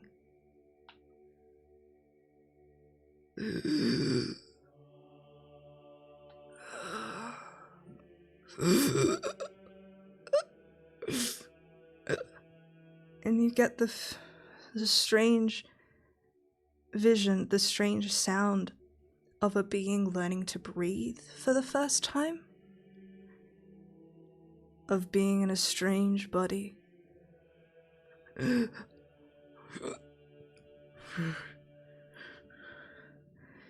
And the figure looks to you, and as he floats, like a petal, that veil rises up, and you see deep, black, sclera eyes piercing at you, and all of you immediately feel that tinge of fear in the center of your chest, of facing something so intensely powerful, a ruler that could crush you in an instant. And it looks down at you with such ancient disgust.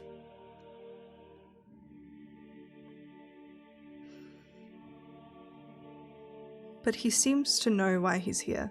He asks no questions. Your rancid stench of sinners surrounds me. Speak to me of your sins. Of the sins of those who hide here. Swiftly, so I may tell you what I must.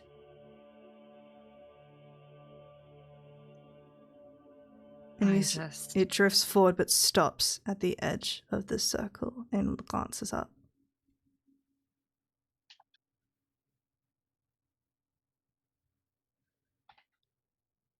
And looks to you, Raimi, as you make yourself known.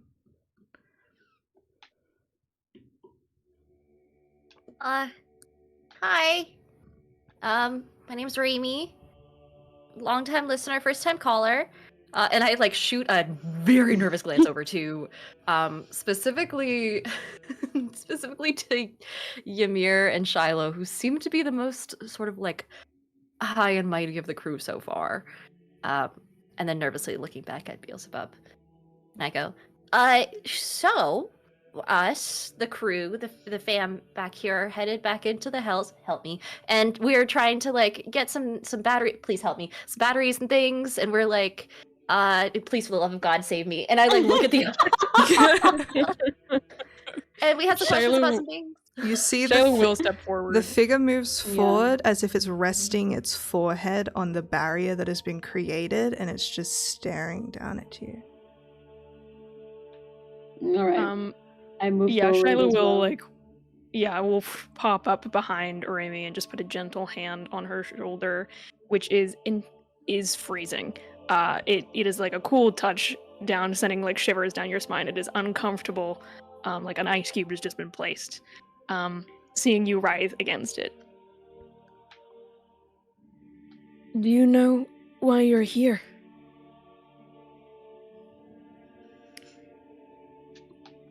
You wish to know things. I can smell it on you.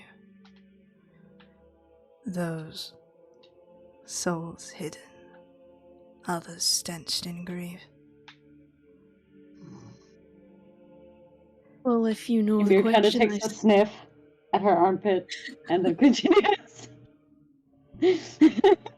Shiloh looks up to the heavens as if to call something to save her from the idiots that surround her, and looks back to Beelzebub. Well, you seem to know what our questions are, but don't seem so forthcoming with the answers, so I'll keep myself short. Don't enjoy waiting.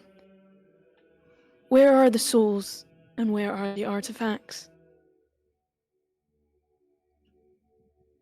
I go. Tell me, what is your sin? What is his?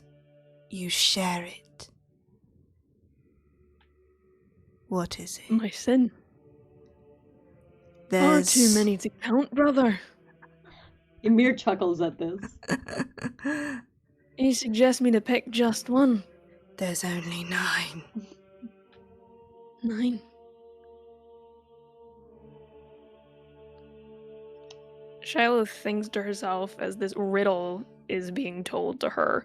I raise my hand. Ymir goes, "Oh, I have some sins for you. Wet, hot, and wild."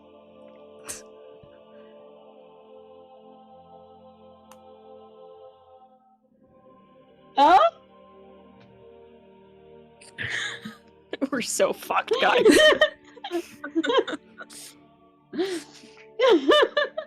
Shiloh raises an eyebrow and shoots a look to Ymir and goes, "Lust, it would seem." I don't even know the meaning of the word. I was trying to save you from the awkward situation, alright? I got nervous, I'm sorry! And then Your tact, it leaves much to be known. But never much to be desired, wink. Do you think this is funny? A little bit. I hope you keep that humor. You see, as Beelzebub looks between each of you, and he listens to your conversations, his smile just grows unnaturally wider, almost breaking at the edges of Calithria's lips with how wide he is smiling. Sweet, He kinda. sweet deception.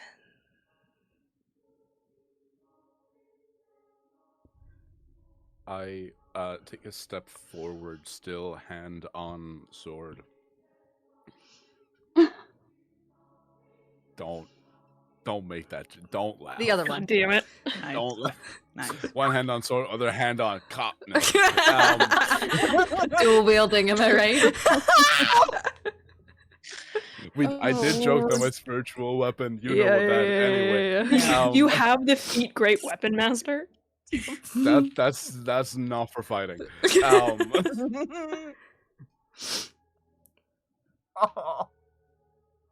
I put the content warnings in chat just in case. Oh, I'm locked in. I'm a consummate professional.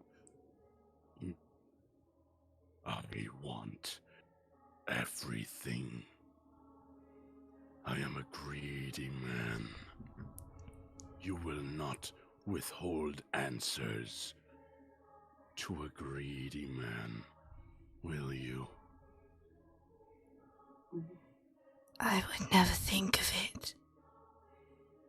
Some souls are taken, others freely given. Deep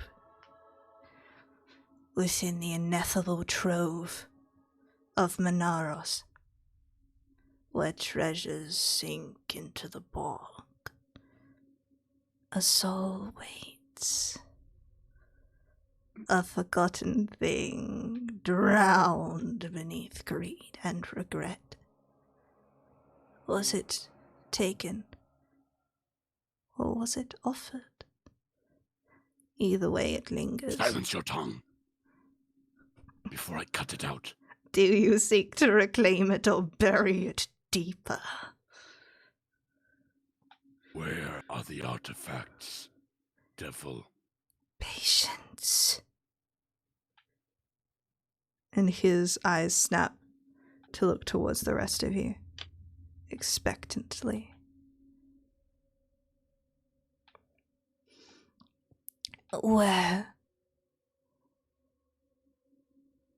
Where would the soul be? Which layer? You know it, don't you? Who would take them? Which sin, pride, anger, jealousy, deceit, betrayal, jealousy, oppression. I'm running out of fucking Times two. jealousy, disgrace, or harm. Put down a cell block tango beat Yeah. behind this. I think we got it. Deception, disgrace. Which I got my answer. Greed. I didn't say greed. It's because he already said it.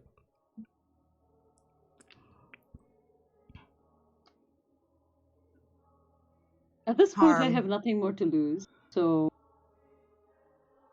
I might as well just tell you, because I could care less about what happens at this point.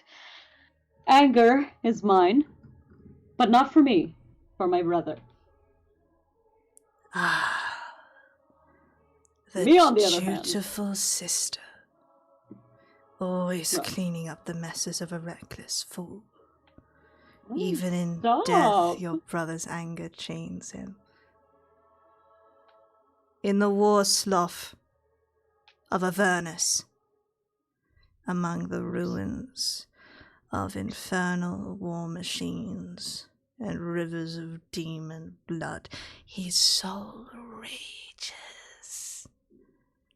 A soldier in the battle with no end. He fights, he falls, he rises again, locked in an endless cycle of fury. Will you save him, or will you finally let him burn? I would like to pick option A, please, on the Jeopardy section. Thank you. I will save him. Foolish. She looks to the others. Also, y'all, I will send you this information after we're done. Yes, don't please, worry. I was like, my Some spelling hell is static, I terrible. don't- Don't worry, you gotta, All I the got note you. takers here are like, I'm on page voices. 6, man. Yeah, I have to write that down. I definitely lost that. I think Raimi will kind of step up next. Just gently picking her sword out of the puddle of now tentacly blood and dragging it against the stones as she steps forward towards Beelzebub. Goes, I assume you already know, what I'm about. Do you want to just spit it out and save us all some time? No. Say it. Out loud. Fuck.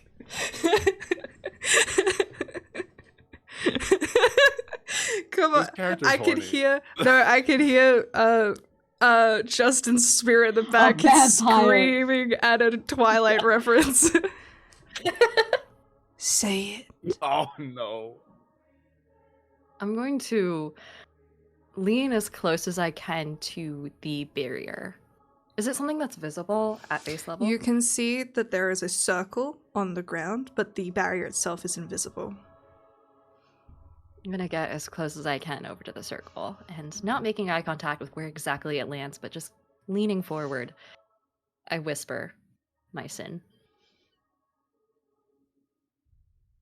and then lean back again. Same smile as before.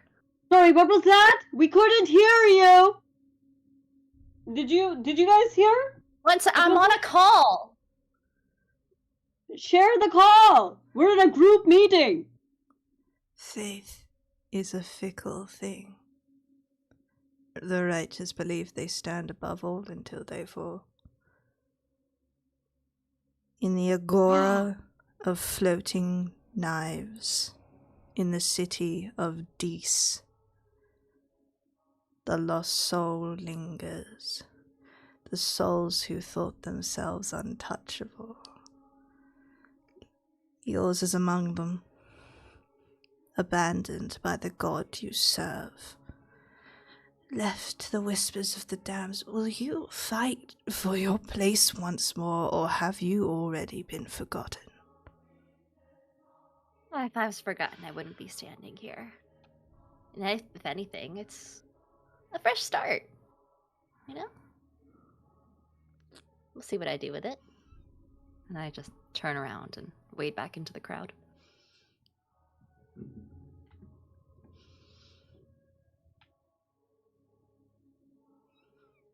Harm. So could you tell me where the soul is? In the frozen sorrow mine of Cania, beneath ice and agony.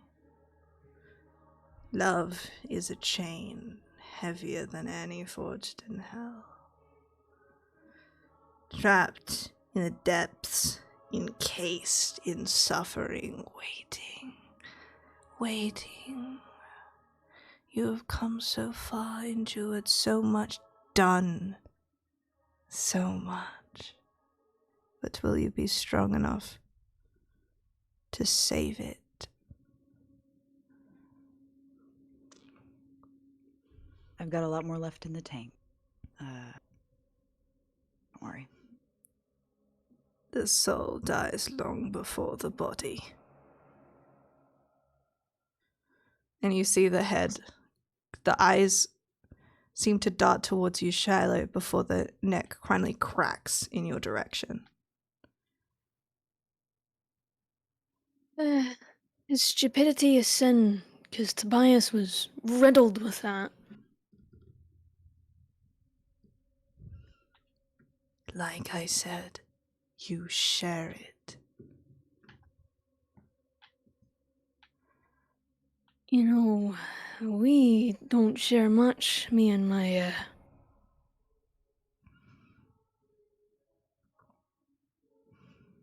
jealousy, I think. If stupidity is no longer an option. A kingdom without its king is nothing.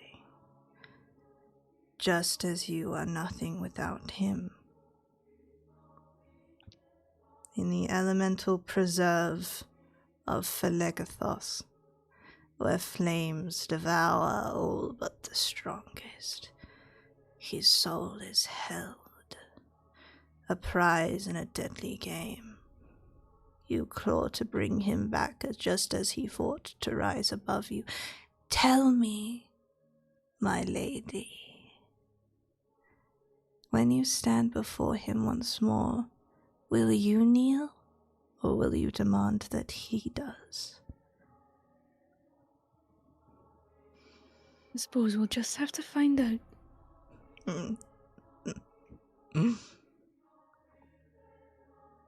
I cannot commit my sin, but I see it before me, and it tastes delicious.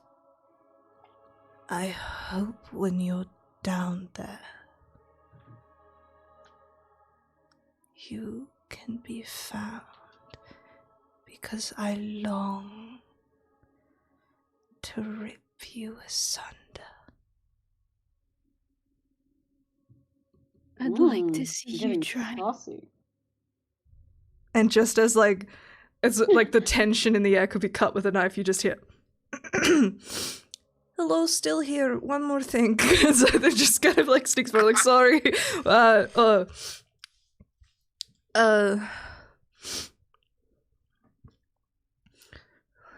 We wish to know where artifacts of enough power lie in order to complete this ritual. We seek to defy Asmodeus. And you see at that, Beelzebub. I'm interested. Can the rest of you please roll me a religion or history check? Oh my god, why do you hate us? Okay. 13. I've been religion. holding my eyes open for such a long time, and they're just tears. You just straight blink, blink. History or what? History or religion, whatever's higher. Okay. 2 on the dice for a total of 7 religion. I'm not locked in. He said some shit, and I want to fight him.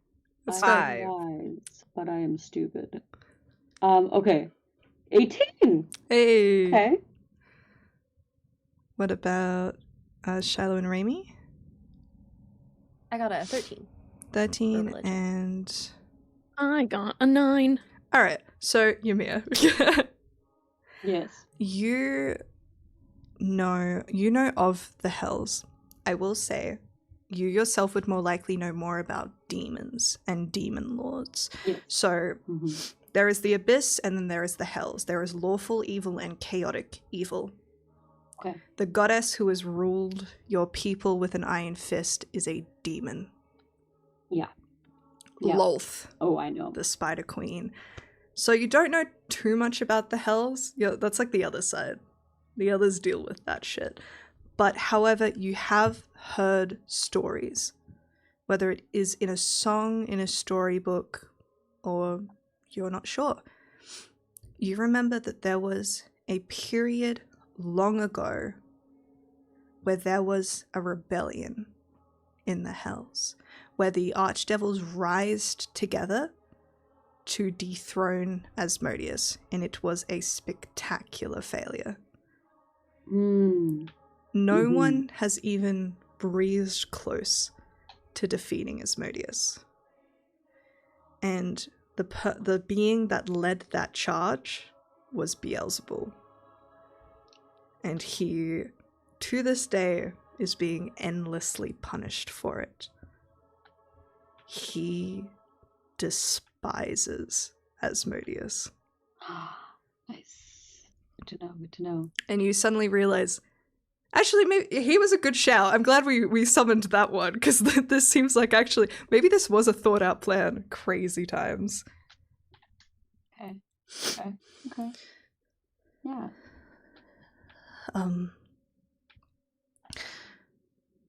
We seek items with enough power to charge a ritual, a soul rebinding ritual. And we also seek the location of the one soul by the name... The fuck did I put it? Of Real. by the name of Karsus. Ashma.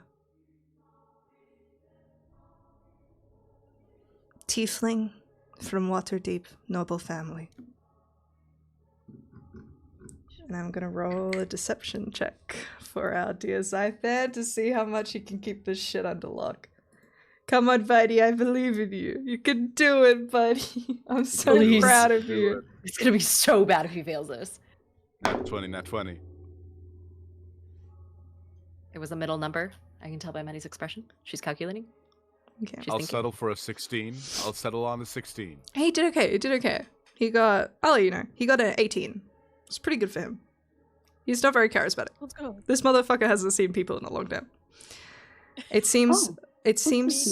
he has very cleverly distracted Beelzebub from the facts. What's up, Sue? Sorry. I just got noted that I have received inspo. Uh-huh.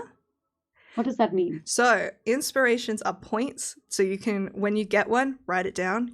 They stack, so every time you get one, I can reward them to you and chat can reward them to you. by the way, chat. This is Okay. how redeems work. How my inspiration works is if you roll something and it's a failure or you do really bad, you can say, I'm going to use a point of inspiration, and you can re-roll that die. So good. Thanks, chat. So specifically, awesome. I'll say you can Okay. roll it after you know that you've failed, but not before you are aware of what the consequences are. For example, how much damage Oh. you take, the effects, etc. That's a sweet spot. So I have Paulo, to what's do up? it before everything. Okay. Yeah, kind of. Hello, teacher. Hi, student. Thank you. Oh, that was weird. Okay. That's all right. Do inspirations carry over to future sessions, or is it Yeah, absolutely they do. once per session? They carry Incredible, thank over. you. They carry over each session. They stack, and you can gift them to fellow players. Ooh. Or just thank you. Ooh. You are a kind of benevolent DM. Hey, listen, I call them my For backup now. plan. Hey, butt kissing. Hello? Hello? Browners, Ruby. Yeah. I'll be a teacher's pet. I was like, I'll make a character so inspired by Greek mythology because I know you'll eat that shit up. Yeah. All right. Little brown nose. You literally have a white-green lizard face We'll get because there. you don't have a We'll get brown there, nose. It's fine. It's because fine. okay, all right. Okay. We can move on. And Zythan, we are looking for the soul by the name of Ashma, noble Waterdeep. And Beelzebul cracks his neck. Tell me how you will make him pay. And Zythan just... And you see, like, as he kind of moves forward, it's almost like a mask of something slips over him just for a moment. Like almost as if he was doing an equation and finally he's seen the answer and now he's racing to finish it. That kind of light bulb above the head moment of a wizard fighting against the hubris that fills them, seeing the answer to something, and he says, "We seek to humiliate him." And it's like the nail in the coffin as Beelzebul's eyes sparkle.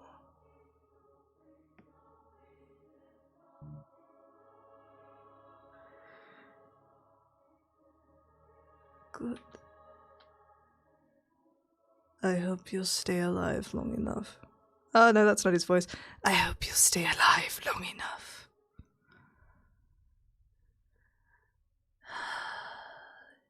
You may find the soul beneath the murky waters of the river Styx.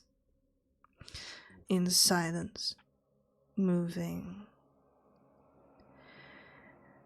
entombed in a ship that does not sail, guarded by the great and monstrous Abagor, who commanded the legions of Maladomini in Avernus to stem the tides of the abyss, a general of Asmodeus himself.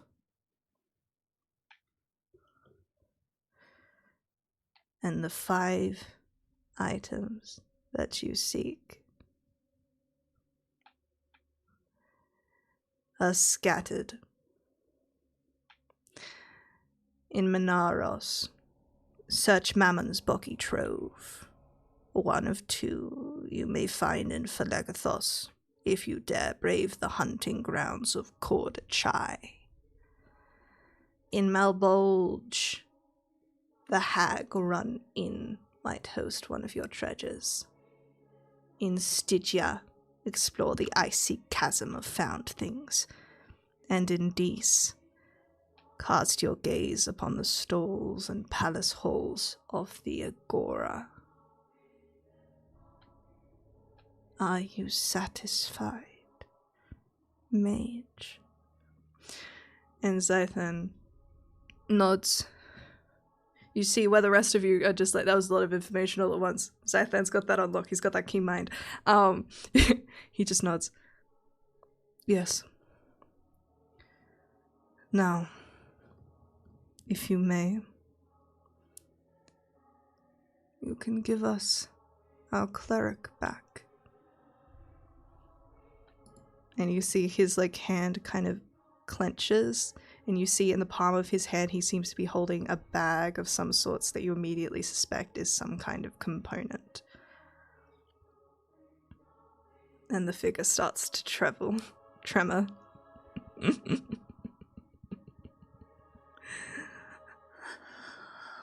Of course. Allow me. And the eyes roll back, and you hear muttering.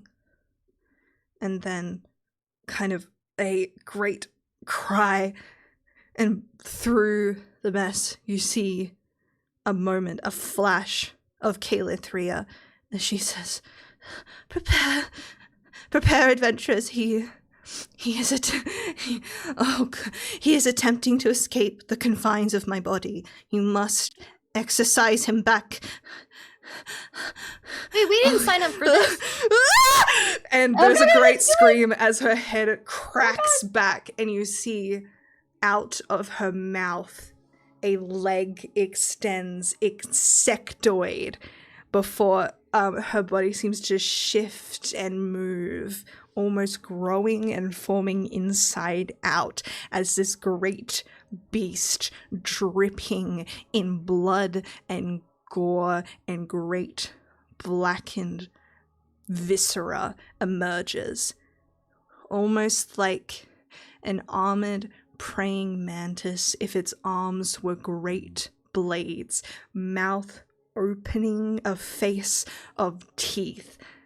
The avatar of Beelzebul faces you, and you begin to see the lines in the ground break and shatter and disappear, line by line, as this creature just lets out this almighty roar, but it's almost like a trill.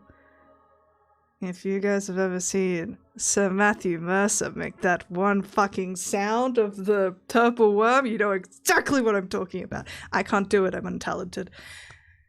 Can I get everyone to roll for initiative, please?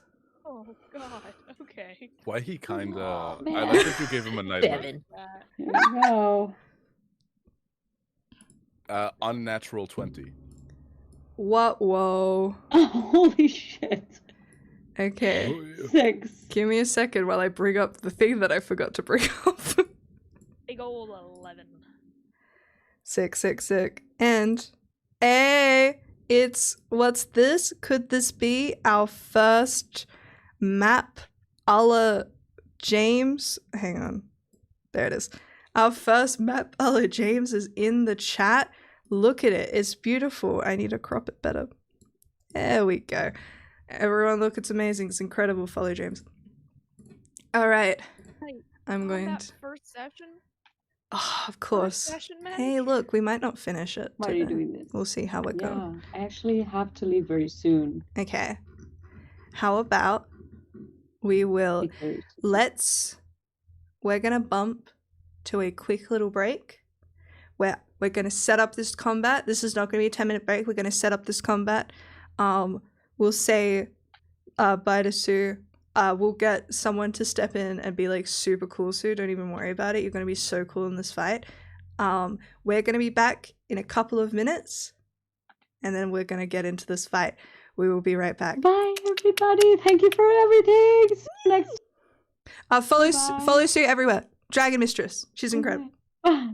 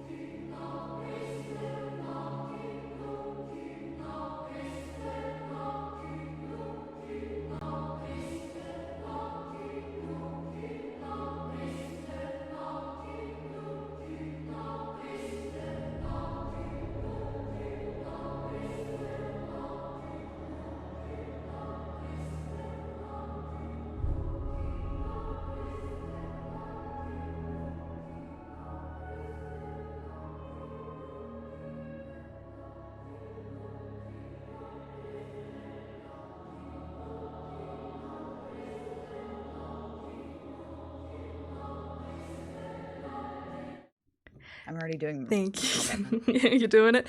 All right. Thank you so combat. much for your patience, everyone. We have to say goodbye to Sue, but it's okay because our dearest Hannah is going to take over for Ymir for this fight. So, what we'll do is this is the avatar. He's a bit bigger. Can you guys put yourselves where you think you would be at the start of this fight? So, just so you guys know, Raimi, you're light blue, like your hair. Shiloh is purple, Sue is red, Meknon is green, Soul is yellow. This is Zythan. He was at the front a little bit because he was talking last. Incredible. All right. And Yeah, unfortunately, I am right up there.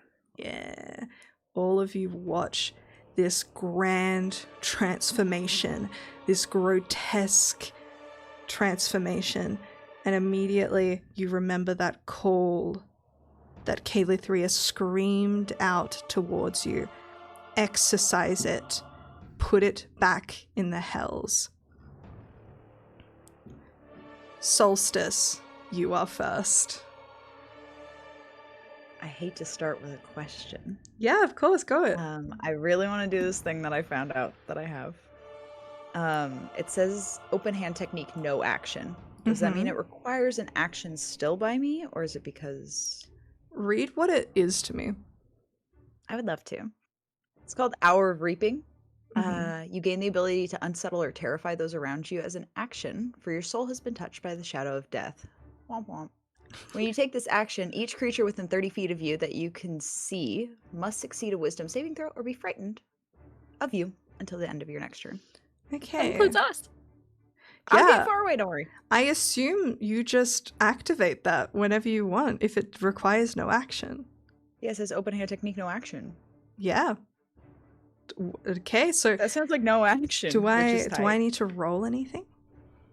It'll be a wisdom check, but I was going to spend the 60 feet of my action to get behind it Mm-hmm. so that I am not You should be able to gonna move. scare my beautiful friends. Can you move your piece? Okay. Yeah. Yay! Amazing.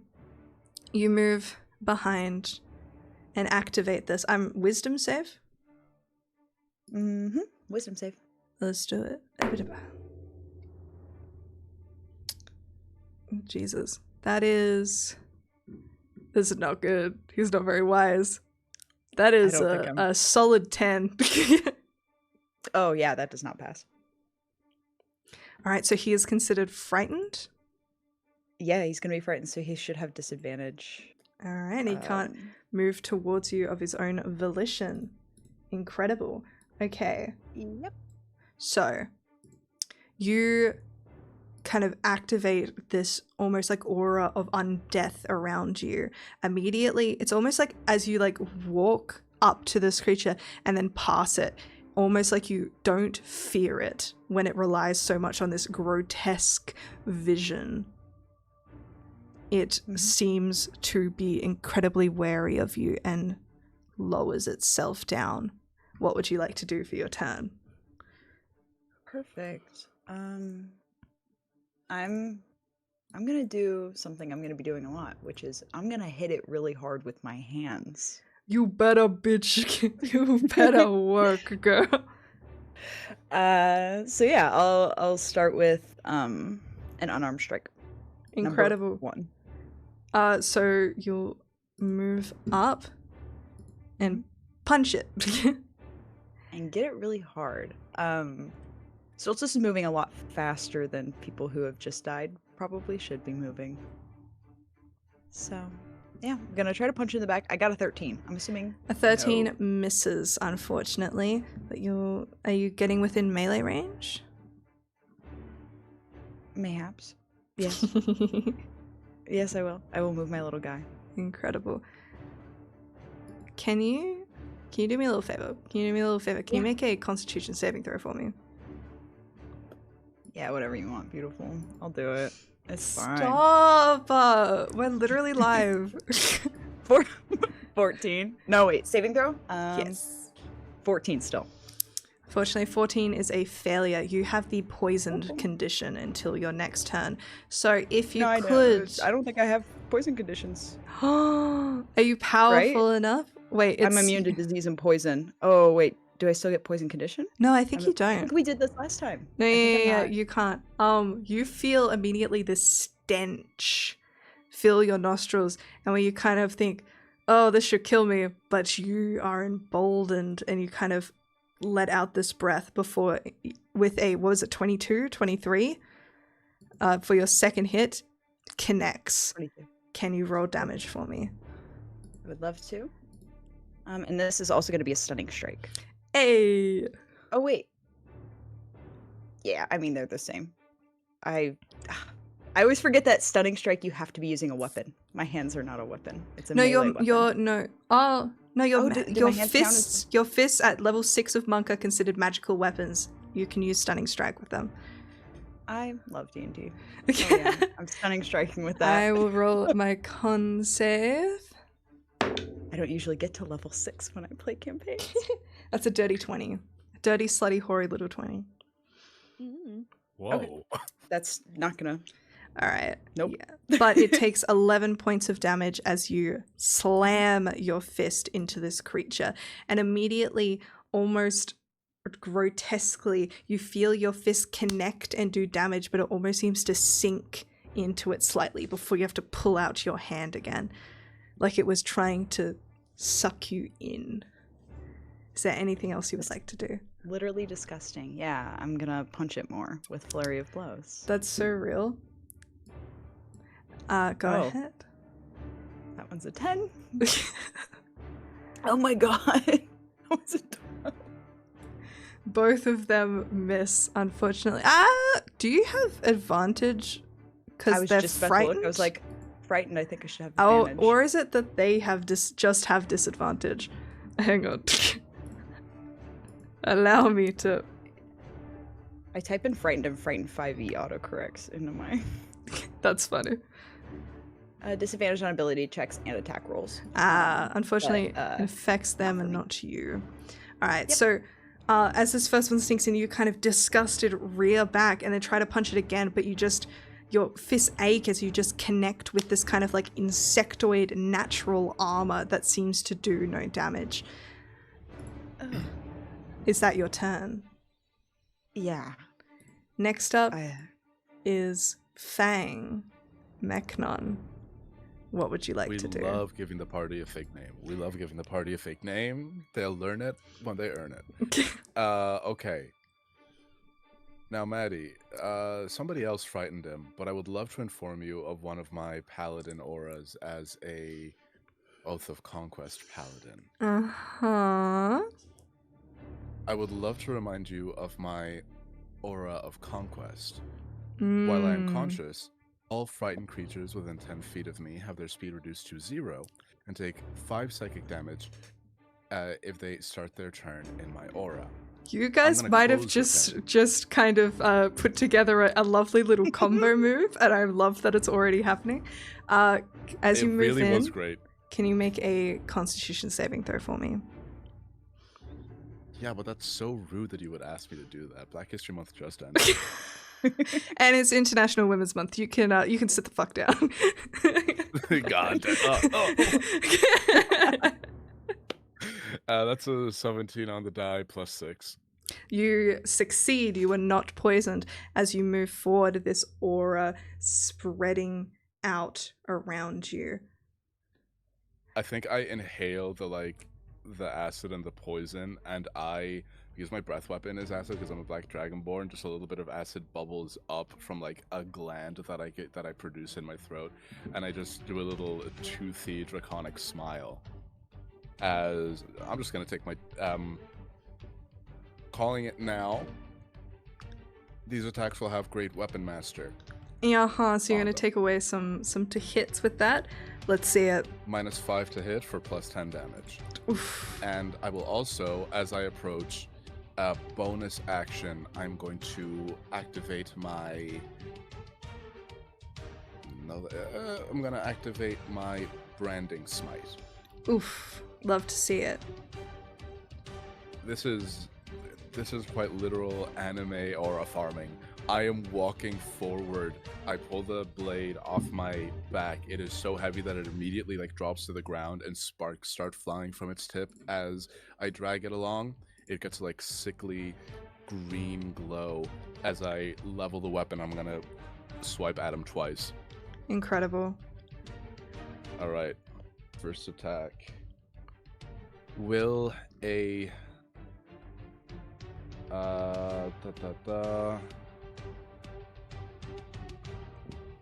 18 hit? An 18 will hit. Okay. Do you want me to go attack by attack, or will I roll? Yeah, both let's of them? go. Let's go attack by attack, and then we can round up all the damage together.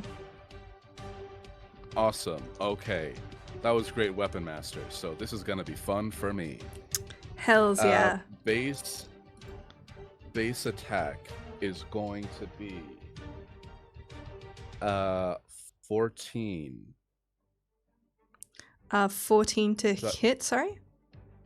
No. This is damage. Now. Oh yeah, 14 damage. Yeah. At what point do you want me to declare if I'm smiting as well? Now, are you smiting with this? Well, you've branding smited him. So do I need to do something for branding smite? Branding smite. Yeah, it's smites make no sense whatsoever. Anyway, branding smite. No, he just becomes a little bit more visible. He wasn't invisible, so he starts shedding dim light within 5 feet of him, and he can't turn invisible Period. Love to see it. until the spell ends. Alrighty. So that was a 3rd level branding smite. I'm also gonna drop a 3rd level regular smite on Double this. smite. Double smite. Let's see it. Slay. Slay your enemies. Oh, this is gonna be great, actually. This is the rolls. 12, 11, 19. 27 smite damage, plus the branding smite damage extra 3d6. Is branding smite damage fire or radiant? Radiant. Love it.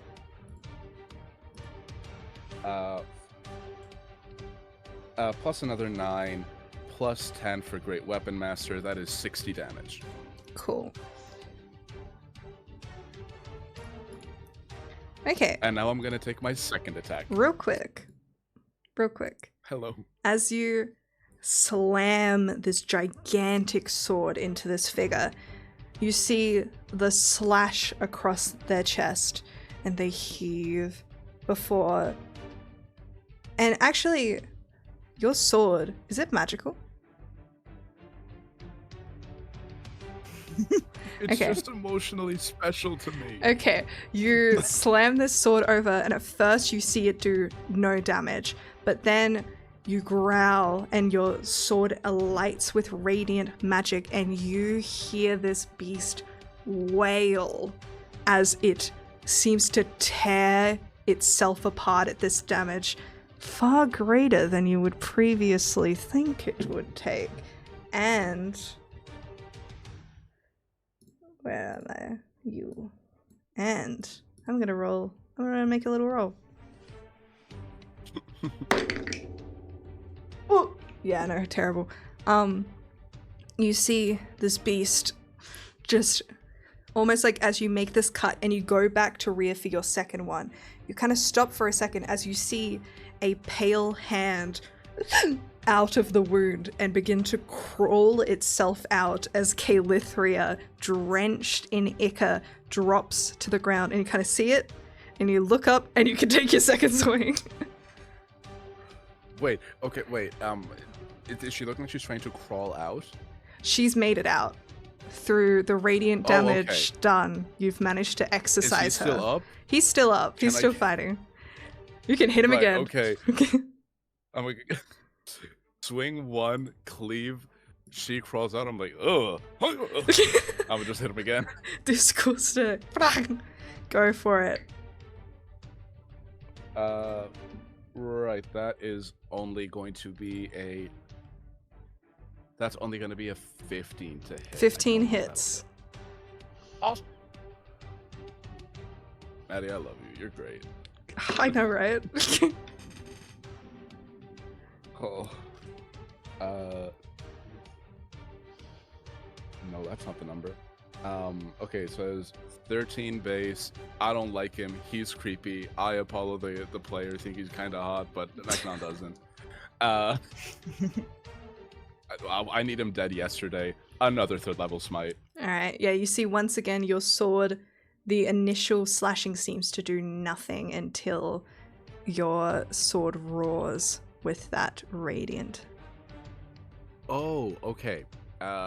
Doesn't matter for future combats, I will specify. At 11th level, paladins, their base level strikes already do an extra 1d8 radiant. So half of that initial strike would have been radiant, but I don't care. I'll Good to take know. some off, you're Good to fine. know? No, we live and we learn. We live and we learn. We're here for the experience.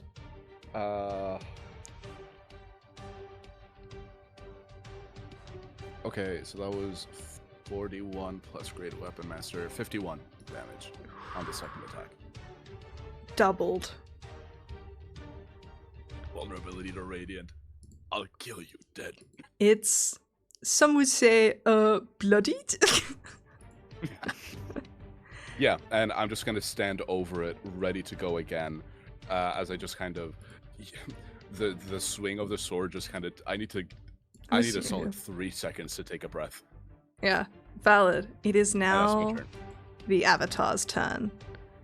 He, like, Takes 5 damage at the beginning of its turn. Wait, reeling from this, just, and makes a multi-attack towards you, Mekanon. Shakara. I do have a sentinel. I'm not sure if my attacks are even doing good, but let me know. Go when you for want it. me to Roll do to that. hit. Sentinel will happen as soon as you consider them about to hit. So his movement's already 0, so he's chilling. To make a melee weapon attack. Mhm. Can that be? He counts as Flanking. Yeah, you get advantage. he's a fiend, yeah. Textbook. Yes. 22. Okay. 22 hits. I keep watching the dice almost get a really good number and then absolutely not. 6. 6. Amazing. And he's gonna try and hit Mechnon. But he's frightened, so he gets disadvantage. Mhm. That's gonna be 22. With advantage? Yep. To hit me? Yeah. You know that hits. Don't ask me. Alright, I'll just do all of my hits. You can see my character sheet, Maddie. You know this. It's okay. I love the audience is just hearing rolling dice. What is your AC? Out of curiosity? My AC is 20. Okay, one of them misses. Second one misses, so we've only got 1 hit so far. And the 4th one misses, so only 1 manages to hit you. Because The he's Lord is good. And by scaled. Lord, I mean Maddie. He does 8 points of damage, but a further 19 points of acid damage. And your hit point total is reduced by 19. It's actually reduced by 9 because I have resistance to acid damage because I'm a black dragonborn. Hey! Nice. Let's go. Alright, So how much damage is that? Was the so that the will first hit? be, so 8 and then 8, so 19 total, but your hit point maximum is reduced by 8. Awesome. That's gonna be his turn. Next up, it's gonna be our boy Scythed. Kill him. I'm so proud Let's of him. go. Get his ass. He's just gulping. Buff to hell. Yeah, fuck it. He is going to move up till he is about here. Let me just check if this is gonna hit any of you. Yeah. Oh wait, it might just coast past you. Oh no, that's gonna hit you. He'll go into melee and he hates himself for it. It goes against everything he knows. You're a And wizard. What are he- you doing?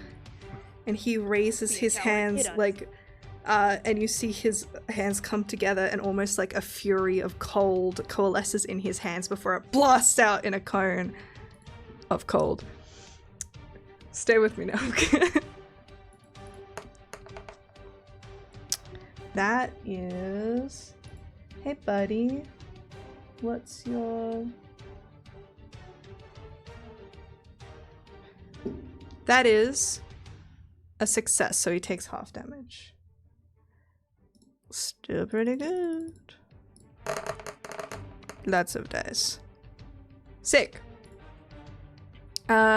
This cone blasts out and you see some of the wounds taken by this creature begin to frost over before Zythan just goes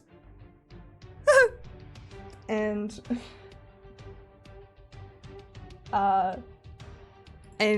he's seen you kind of lock down this creature, but he stays put. Lady Shiloh, it is your turn. Alright, we're gonna keep things simple. We're gonna do the basic ass warlock thing and use Hex to start out with my bonus action. Hex this bad boy, and I'm gonna give him disadvantage on dexterity checks. Hells yeah. For the remainder of this period, so long as I maintain concentration. Then we're gonna attack him with a spell that I've never used before, but am very intrigued by, called Enervation. Ooh.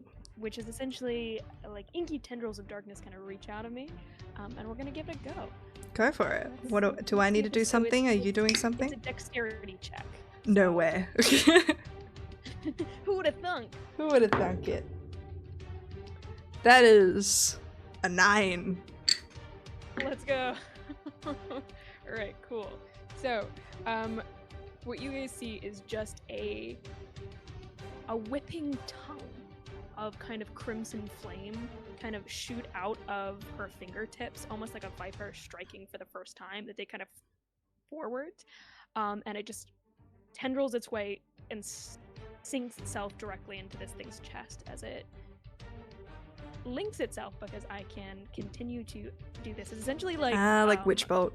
Witch Bolt, but like warlock. Sick. How So much let's damage roll was that? damage. Sorry?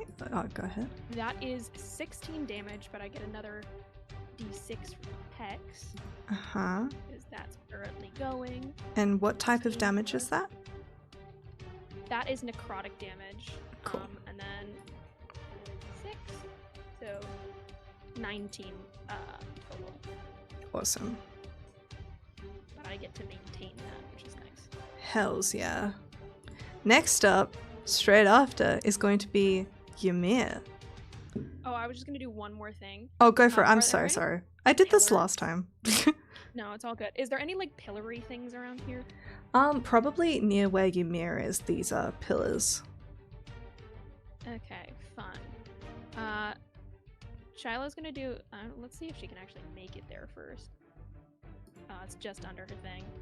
Okay, she's just gonna move here for now.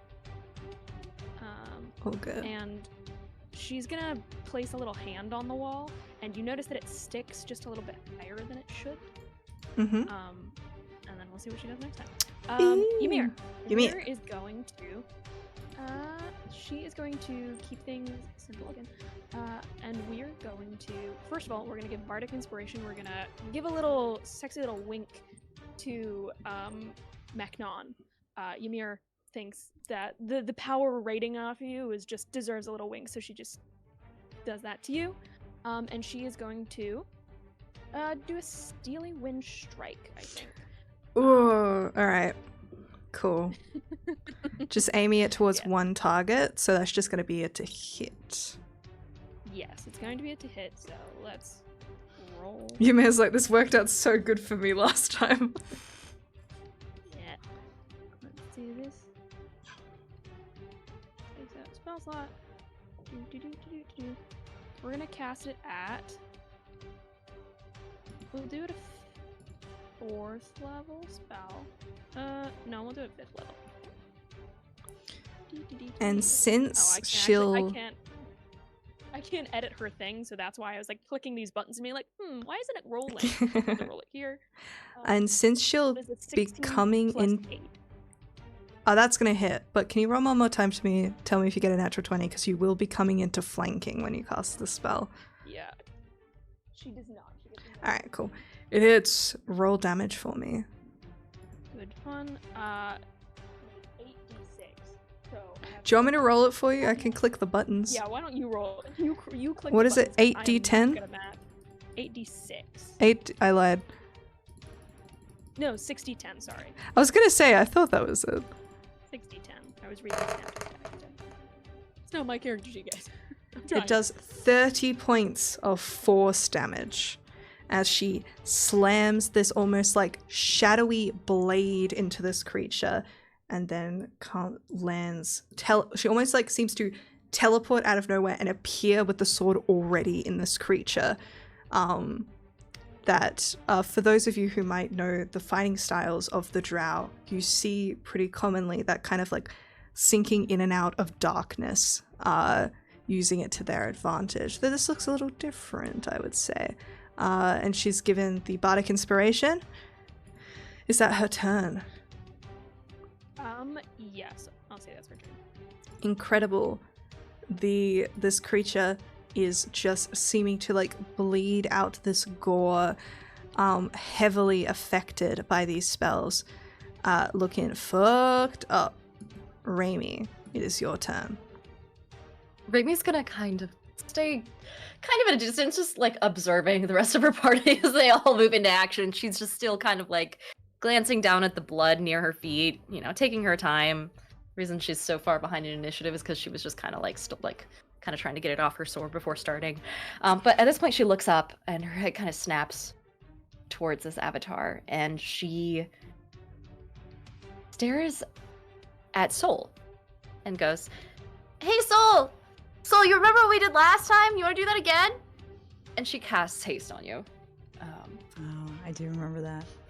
She, audience, for those who don't know, we had some prequel episodes that, Maddie, tell them where they can find the prequel episodes while I find my spell. Well, not yet, but they will eventually go up on our Patreon. So you should check that out.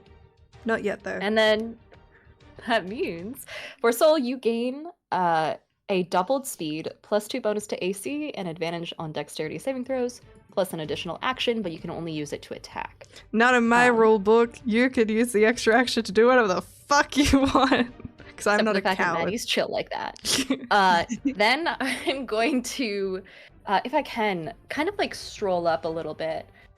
5, 10, 15, 20. How fast am I? I'm a human. 25 feet.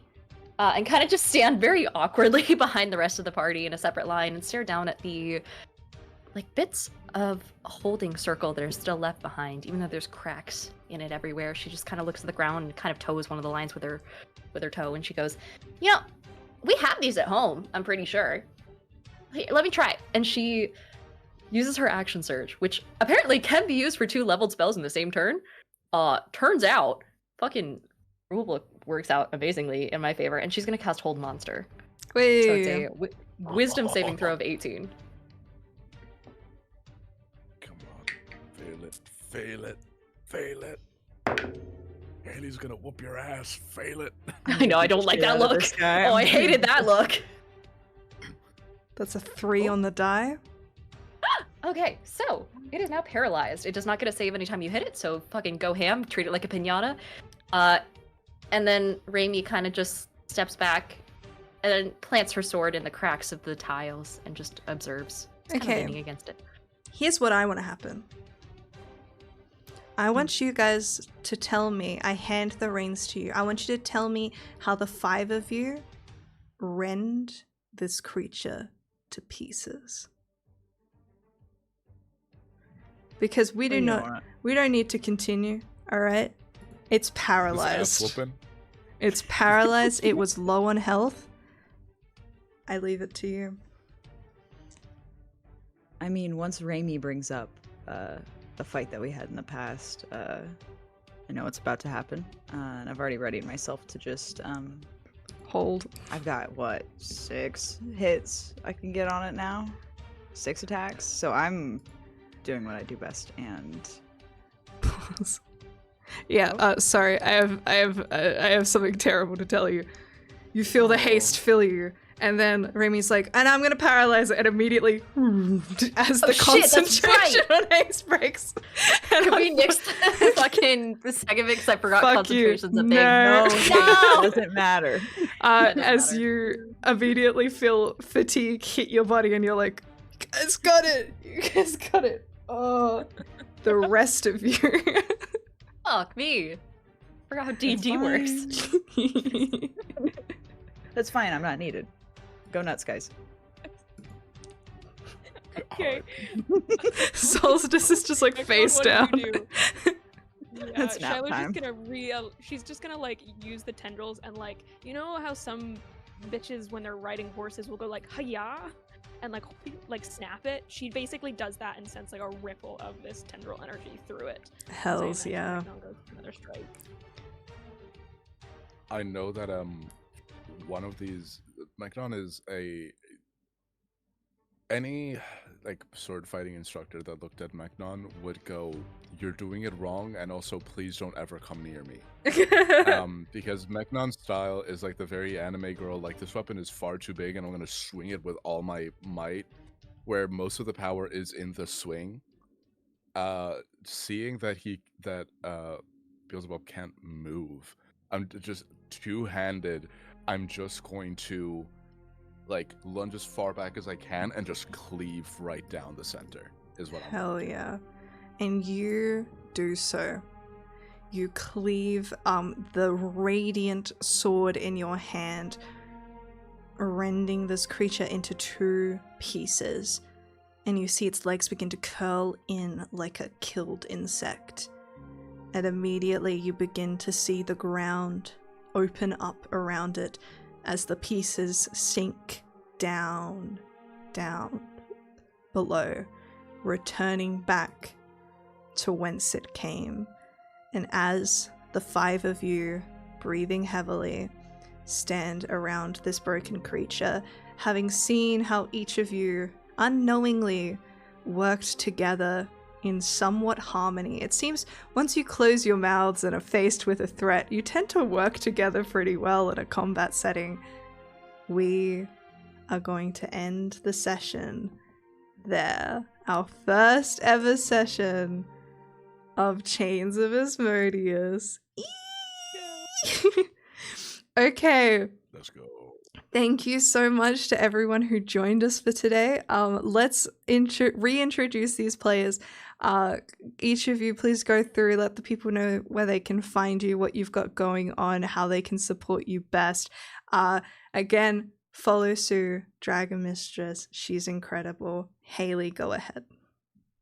Hi, I'm Haley. I go by Haley Rosie on everything. I do fantasy, D&D, cosplay, the whole shebang. I can't wait for all of our characters to be best friends and emotionally vulnerable with each other. That'll be really fun.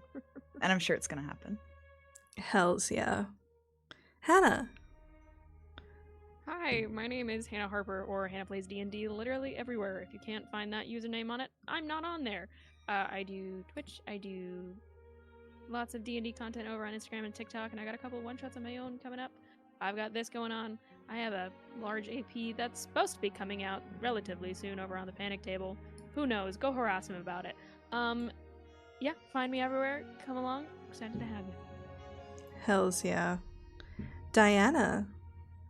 Hello, hi, I am Diana Faye. I'm the bitch who forgets that concentration is a thing. I'm also a tabletop gaming actual play performer and live play performer, as you've seen here, but I'm also a content creator in my own right. So I'm on every platform as @DianaTheRose. That includes all short form, so YouTube Shorts, Reels, TikTok, things like that. But I'm also a long form creator nowadays over on YouTube, and then also as a Twitch partner, as a member of both the Latin Guild and the Pride Guild. And then if you happen to go to conventions, if you do nerd shit across the country or over in Australia, I am a convention goer and panelist, so you can sometimes catch me live and in person. And as well as being a model over on Instagram, I am one of 2 hosts of the what is it? Oh my god, Worlds Apart. Almost said the wrong podcast name. Worlds Apart, the tabletop podcast where my friend Odie and I sit down and build a world completely from scratch. You can watch us do it start to finish, and then we run games in it so you can see the fruits of our labor. So that is over at Worlds Apart TTRPG on all platforms. Hells yeah. And finally, Apollo. Hello there. My name is Apollo. I'm an. Hey y'all, my name is Apollo. Thank you so much for watching. I am an Irish voice actor, cosplayer, and TTRPG performer. I'm in the middle of doing my master's degree, so I'm not really on the internet that much because I'm struggling. Because you're so smart. Absolutely not. Don't say that. Don't put that out into the universe. They'll expect it of me. You can find me doing cosplays on Instagram, shitposting on Twitter. Whenever I remember TikTok is a platform that I should grow, I post there. And hopefully 2025 is the year that I turn the stack of video essays on mythology and their adaptations in pop culture media into actual, like, mid to long form content. Maybe this is the year. I've been saying this for 3 years. Maybe this is the one, guys. Don't look at me like that.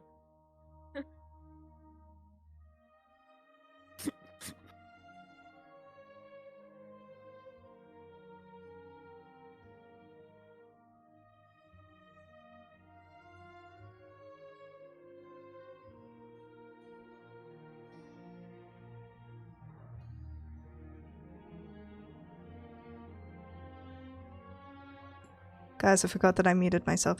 Hi, I'm Madeline. This is my channel. I'm so sorry. We are so keen and excited to see you here every single Sunday for another session of Chains of Asmodeus. Once again, thank you so much to Anne and James for their incredible art and maps. They are amazing. And thank you to Monument Games for Monument Studios for sponsoring today's session. Hey, I'm gonna do a really dramatic sound again because they are just incredible. Make sure you check out Fantasy Plus. It's coming out soon. It's incredible. We will see you next week. We'll raid into someone. It's going to be a great time. Say goodbye, kids. Goodbye, Bye, kids. kids. Goodbye. Goodbye.